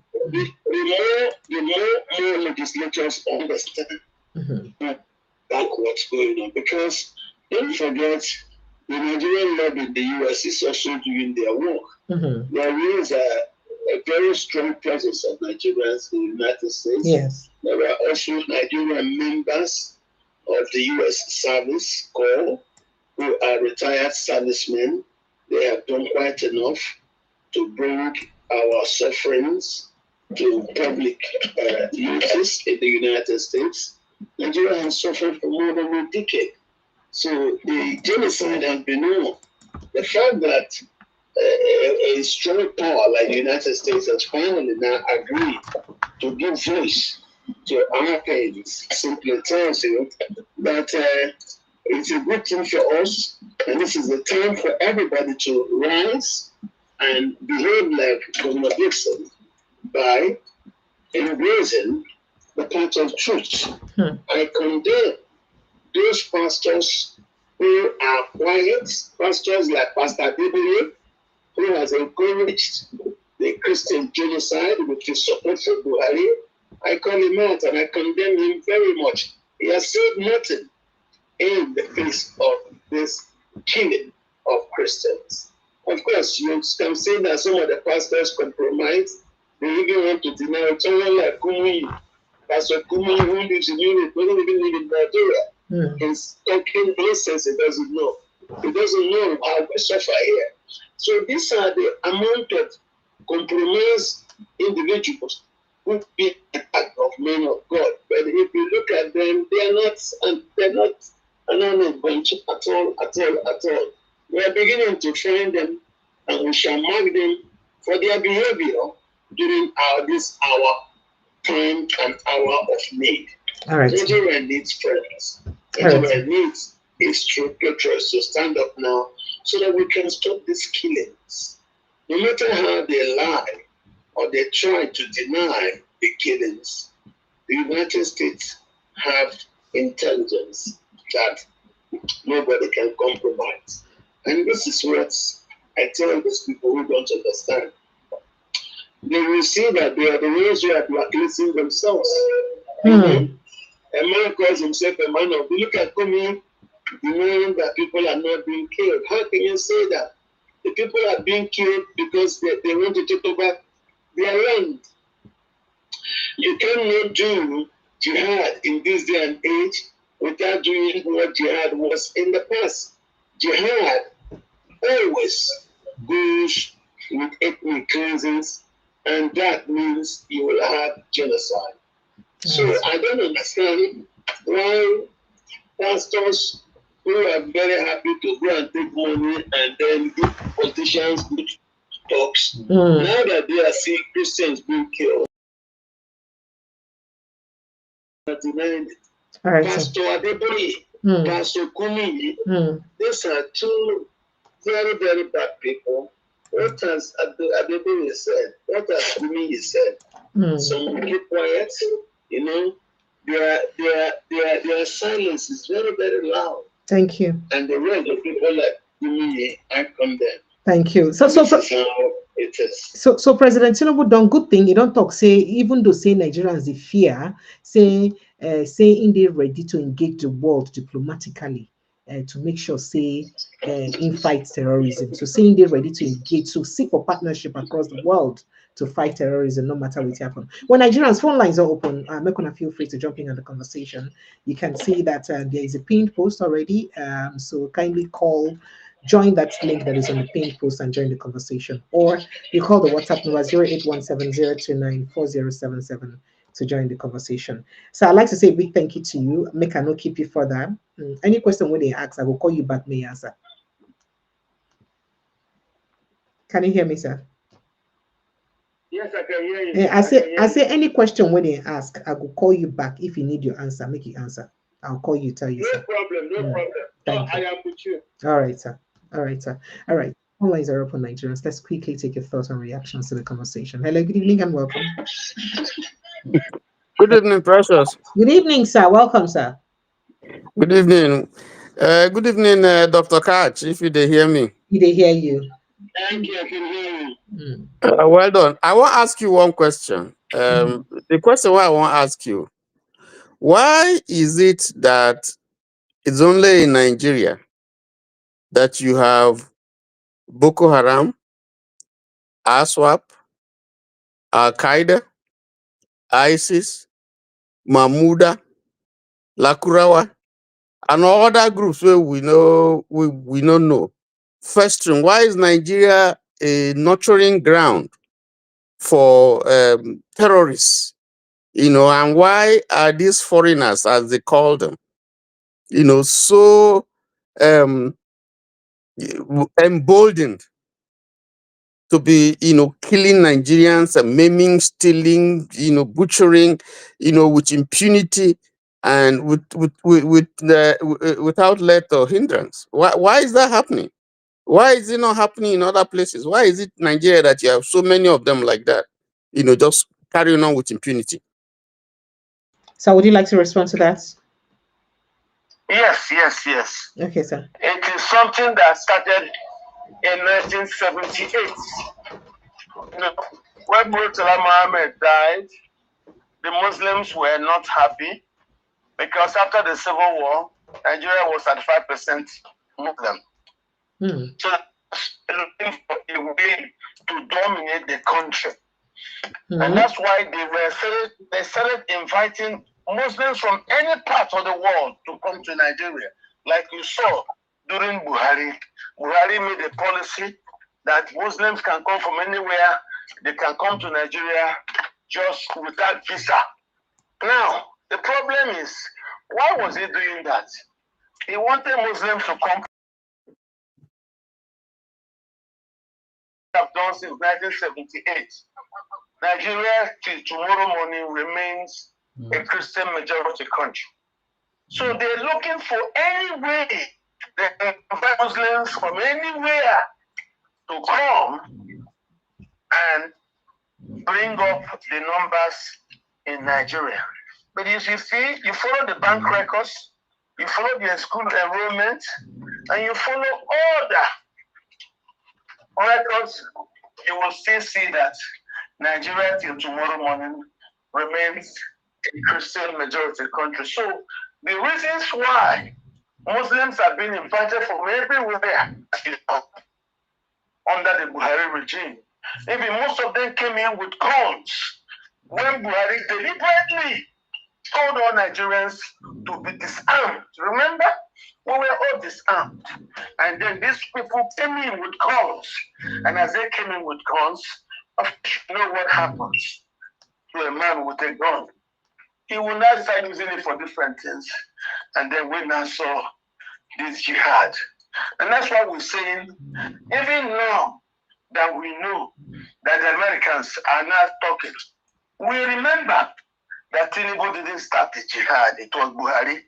But what has he done since he came in 2 years ago? If you don't do anything, we will say you're complicit. Is it because you are also a Muslim?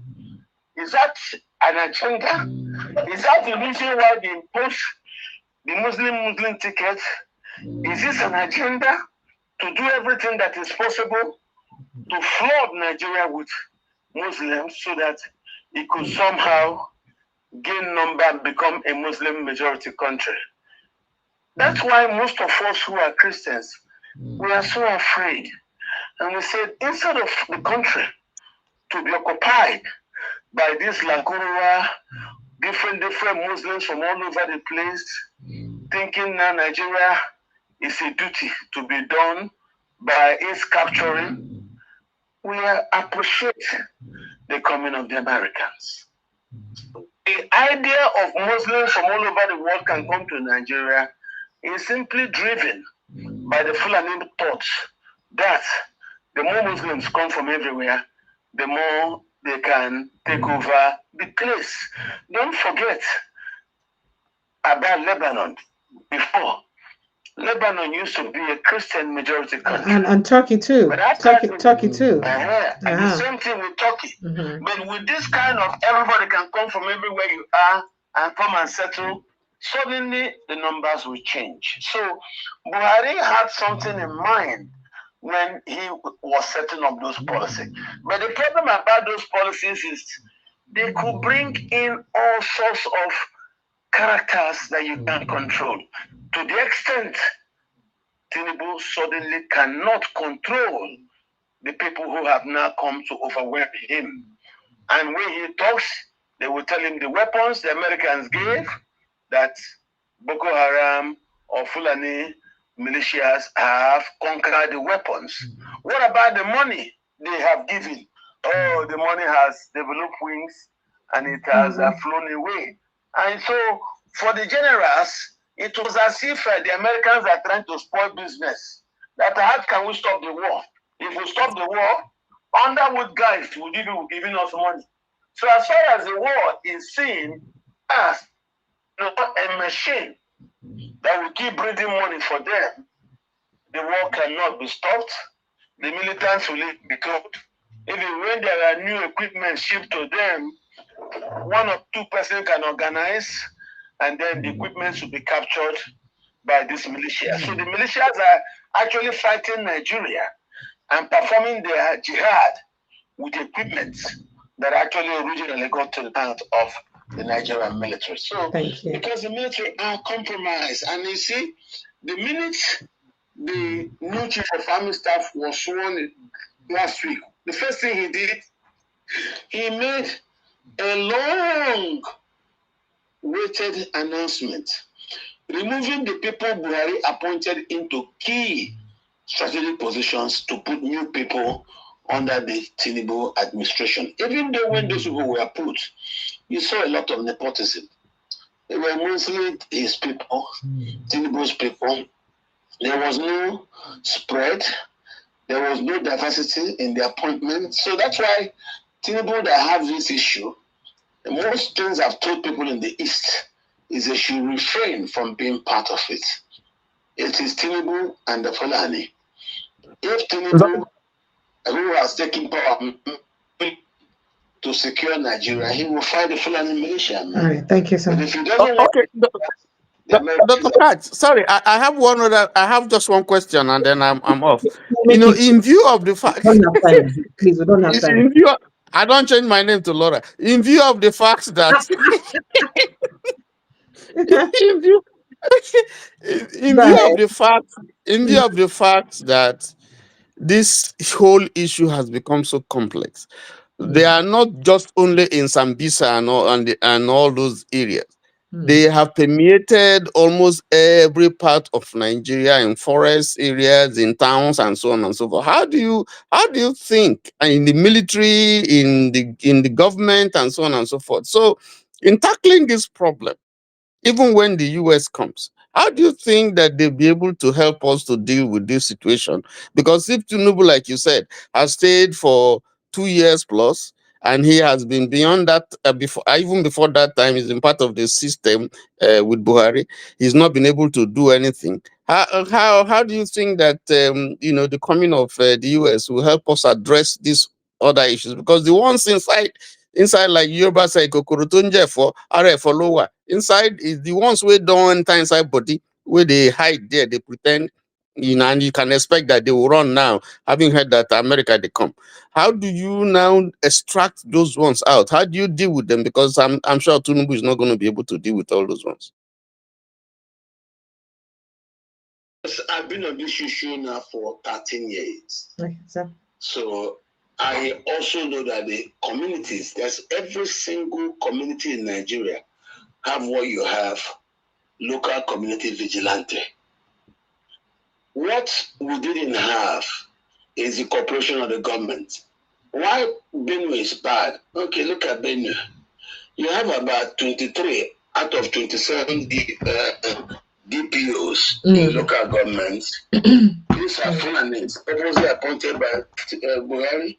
So if you have 23 out of 27 DPOs, all Muslims, in a Christian majority state, that is 98% Christians. What do you think? So the Muslims have for a very long time, from the time of doing the Murtala, Ari, Babangida, Abacha coup, and the Abdul Salami transition, they have written decrees to permit this country's laws and give advantage to the Muslims.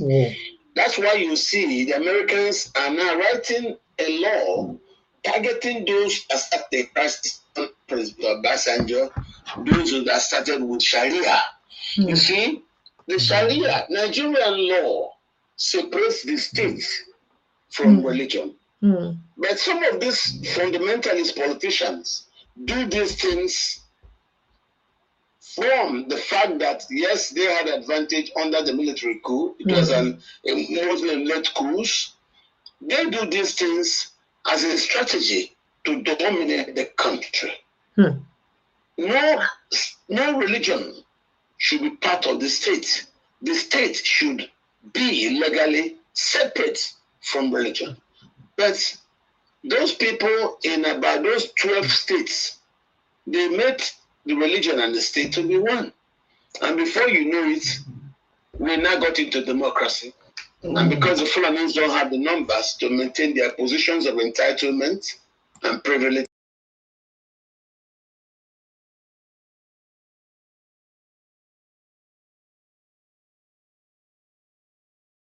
and when you go to the time to negotiate, these things that allow the Fulani militiamen and jihadists to hold land. Thank you. Land of rule, Hausa land. Wow. So the land where they hold in Hausa areas of Katsina, Zamfara, and Sokoto, and Kano, they now also make sure they kill the Hausas who are there. So when you hear Muslims are killed, it is the Hausa Muslims that are killed, because to the Fulani, the Hausa Muslims are dispensable collateral damage. But when they now got into the primary Christian areas of southern Kaduna, Christian states like, what do you call it now? Taraba, Christian states like Benue, 98% Christian, Christian states like Plateau, Christian areas like Southern Kaduna, Southern Borno, Taraba, and Gombe. This is very bad. And that's when we saw that that was actually my main reason in the PDP. When I was talking publicly on televisions, I said it would be wrong and dangerous to allow another Fulani to succeed back. That's why I was principally against Atiku. Thank you. Because Atiku was weak towards the Fulani. There was nothing he could do with the Fulani, against the Fulani militia. And we said, no, that wouldn't happen. And when they said, I and Dono Gugbe started our campaign that now gave birth to the Peter movement. Luckily for us, we were able to headhunt Peter, who at the beginning said no to me. But later on, when I complained to some elder statesmen, he said yes. And we came to head it. And the obedient movement was born. Until tomorrow, you will still have a lot of those Northerners who will not agree to give Christians any chance. That's why you see in their new breakaway faction called the ADC, they insisted he must be a Muslim and that they will not zone to the south, that they will keep it in the north. So this is not a small fight. This fight is all over the place. They not only want, they don't want us Christians to be part of the governance of Nigeria. They will also would like to remove us from our land if the land bears water and bears good grass, as you're seeing in southern Kaduna, in Plateau, in Taraba, in Benue, and crossing Gombe. These areas are areas that are grass and water bearing. That's why the Fulanis are interested. And in the Hausa areas where the Hausas are killed, go and check. You step that's wetland. But the Hausa farmers have been there for a very long time. But the Fulanis who have just come will want to take over the land, and the only way to take it over is to kill the people who own it and to take it over. So when they tell you Muslims are being killed, it's not true. It is Muslims that are being expended because the Fulanis are interested in their land. The Fulani jihad is real. The genocide is real. The problem is we've had governments that have not done anything to checkmate it. Thank you. Thank you so much, sir. Let me let you go. I mean, I've had 2 hours plus of your time, and it's such a long time. I appreciate you big time. Thank you so much for joining us.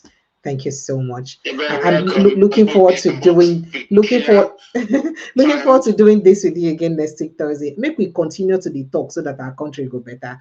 And God will bless you for your efforts. The more we talk, the more we understand ourselves. Absolutely, the more the international community. 12 years ago, I remember it was President Goodluck who asked me, "Oh, you're doing? Where are we going to with it?" I said, "Sir, the more I sustain this propagation, if it is not defeated by an intelligent rebuttal, it will be a matter of time before people will come to understand what I mean in my Fulani monologue. Today, the world agrees about it. So if you go to the internet and Google my past work on this issue, you will see that I'm consistent. You've been very consistent. I have done that myself. Yes. I am consistent on this issue. Yes. And now that the Americans have come to say what I have been saying is true, it behoves upon me to now provide explanations and cross the I's, dot the T's where they need to be dotted and crossed. And that's what we're doing right now. So I will always be very happy to be available to share thoughts with your audience. Thank you. Thank you so immensely. Thank you so much. I appreciate you, sir. Do enjoy the rest of your evening, sir. You're welcome. Thanks for having me. Thank you so much. God bless you, sir. All right. Okay, Nigerians, let me just quickly talk to one or two persons in my back office and then we call it quits. We'll call it today. Thank you. Hello, good evening, Mr. Who's there now? Good evening. It's me. Mr. Mop, good evening and welcome. Yeah, how are you doing?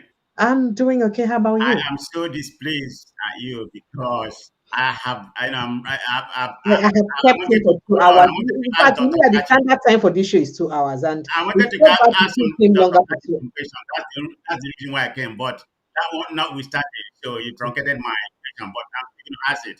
Maybe he's listening. Dr. Kachi, I share your narrative when it comes to Buhari. Like I said, this is my word. Buhari is a silent loser. You didn't say, but I'm saying it. But on the state operation on the side, definitely, I completely agree with you. If you look at the situation, whether it's coincident or whatever, the situation about unknown government has subsided right now. I mean, it's not as bad as it was before. So, to a certain extent, there's element of the truth to what is said in reference to that. Since Tinubu came in, the funding, the funding is no more. So that's where I'm coming from. So let's talk about the present conversation about what is going on. I wanted to ask him some question about, what verified evidence does the government, regarding, reporting mass killing, in the Benue Plateau area? How can they distinguish between what I call the other henchmen, the terrorists and everything? They should be able to, and distinguish between them and give us a fact. The point I'm trying to make is that they let the international community, particularly USA, define the narrative, define the situation, what's going on in Nigeria. They're not talking about it. They're just being, reactive instead of being proactive. This is where we got ourselves right now. If you see what's going on in Nigerian media, look at I was looking some video earlier. They, I think there's some people that was kidnapped in southern, I think in the north. Two people that was kidnapped last week. They got them released. So what Nigerian government is perpetuating right now, trying to make it like they're working. That's very pendulous. That's not working. You need to go there, mobilize the forces and go there and start, doing something, show us, and stop reacting, reacting with something. All this coastal highway they are building, all this nonsense. With somebody that is alive that's going to be able to, benefit from it, if there's any coastal way. Divert all the whole resources, all the whole money, to this terrorism we're having. It's not a joke. Because Nigeria is becoming the epicenter of terrorism right now. That's exactly what's going on. The situation has been amplified to a different level. Precious, you know it. The Canadian government, the US government, and some other international community, they are focusing on Nigeria. That's not good for us right now. Tinubu should be very careful. Somebody was saying they may remove him or whatever. But that's a different story. Where we find ourselves right now is not a good situation, okay? And you're trying to say, you're working on the economy to progress. No, you need to do something. Action, action, action. And stop reacting. All this Kenyamo writing to the President Donald Trump and all that kind of nonsense. That's not going to happen. I'll be denying or whatever. Let them release the list. Publish the 12 people that were, that's involved in this terrorism and something like that. Let something happen. Let Donald Trump amplify the situation. But I don't think he's coming to, invent this country. Whatever it takes for this inept government we I have, always start don't working. think he's coming to do anything. That's why you didn't think he even said anything in the first place until you No, now said I had the something. second thing, but But right now, you're not still thinking that he's, well, even though even at all he come, they're already making it's not going to destabilize preliminary. Nigeria. It's not coming for your earth mineral. It's No, not it's coming not for your, for X mineral. He had said that he would come and ensure he kills yes, the it's going to be a terrorists. Yes. targeted. I thought you were saying It's that going he to be would a not come in the targeted. first place. It's going to be a targeted, invasion. So no, do I support it? Well, your government is not doing anything. So that's what it takes. Human life is at stake. When the government is not doing the needful, what is their responsibility? The welfare and the security of human, of their people. Before you talk about all those kind of nonsense they're doing. So let the situation be. That's why I'm supporting Trump, whatever he's saying and doing, let it be. So it's about time something happened, Precious. Thank you very much. Thank you. Thank you so much, Mr. Mopa. Appreciate you. Let me see if I can speak to the last person. I don't have time anymore. I've got to run. Hello, good evening, sir, and welcome. Would you like to quickly jump in and your thoughts very quickly, sir? Welcome, sir. Yes, I would like to ask Dr. Kat. Okay, this question Dr. is: Catch is can out. we? Dr. Catch is out for now. We needed Or is to. it out? If your question Yeah, I is, would have loved to ask him whether, these our Christian leaders, whether we should actually be patronizing them. Because if you every day you go to church and then we give this offering and then they build mansions and they have jets everywhere, should we actually be, patronizing them because no schools, no jobs, they just have this money? Isn't it a time where now Dr. everybody Kachi should be won't come thinking put in about between that? men and God matter. Thank God saying don't even go save. It is your call to make whether or not you want to patronize them. But what he said about them remains what he said about them. And he cannot come in between you and your faith to whether or not you want to patronize them. I don't think he will want to do that. But I quite understand what you said and what you mean. Especially when it be say we get the highest number rate of people living in poverty for the world, and yet we get the richest pastors for the world. You can see poverty and affluence living side by side. It is really Yeah, very because sad. that's what I'm saying. What is it that is actually wrong with us when we have these people? I mean, they are flowing in money, okay, and you have their constituents or their church members not having even the simple, and then they brainwash them to keep on giving tithe every day. You give every day. You give. They tell you, you go to church. They'll tell you, okay, they know you don't have it, and then they'll tell you to keep on praying, keep on giving tithe. God is going to bless you. You're a civil servant. How is God going to bless you in a civil? Where are you going to get the money from? So it's very heartbreaking, very very very heartbreaking. I agree with So you. Thank you, sir. Thank you so much, sir. thank you. Thank you, sir. All right, Nigerians. Let's see. Reverend Idogeni is. Hello, good evening, Reverend. Thank you so much for joining us. Can you make it quick, please? Hello, sir. All right, I don't think you can hear us. Nigerians are the size of our package this evening. I'd like to say a big thank you to everyone who's been part of the show. Thank you for your reactions, your calls, your contribution as usual. It's always a great pleasure to have these discussions happen here. Tomorrow is another day. We'll talk again tomorrow. Hopefully, Prince Francis Chilaka joins us tomorrow as we talk more things as it concerns the things really happen for our country. And hopefully, this whole issue about Donald Trump invading or raiding Nigeria or not would have died down and face all the developmental issues and conversations. But at the meantime, I'd like to say a big thank you to everyone. It's always a pleasure to have, this kind of conversation with all of us. Thank you for your great contributions. Please make sure when I protect our mental health, it is very, very important. And if you have not liked this post, please kindly like and share this post. It's very important. Please go like, share this post, follow us like a village people, even across all social media platforms: Twitter, Facebook, Instagram, TikTok, everywhere at Precious Amy TV. Precious Amy TV across all social media platforms: Twitter, Facebook, Instagram, TikTok, all of them. The same thing. I'll see you again tomorrow evening, God willing. Thank you so much for joining us, and God bless you. Good night. Thank you.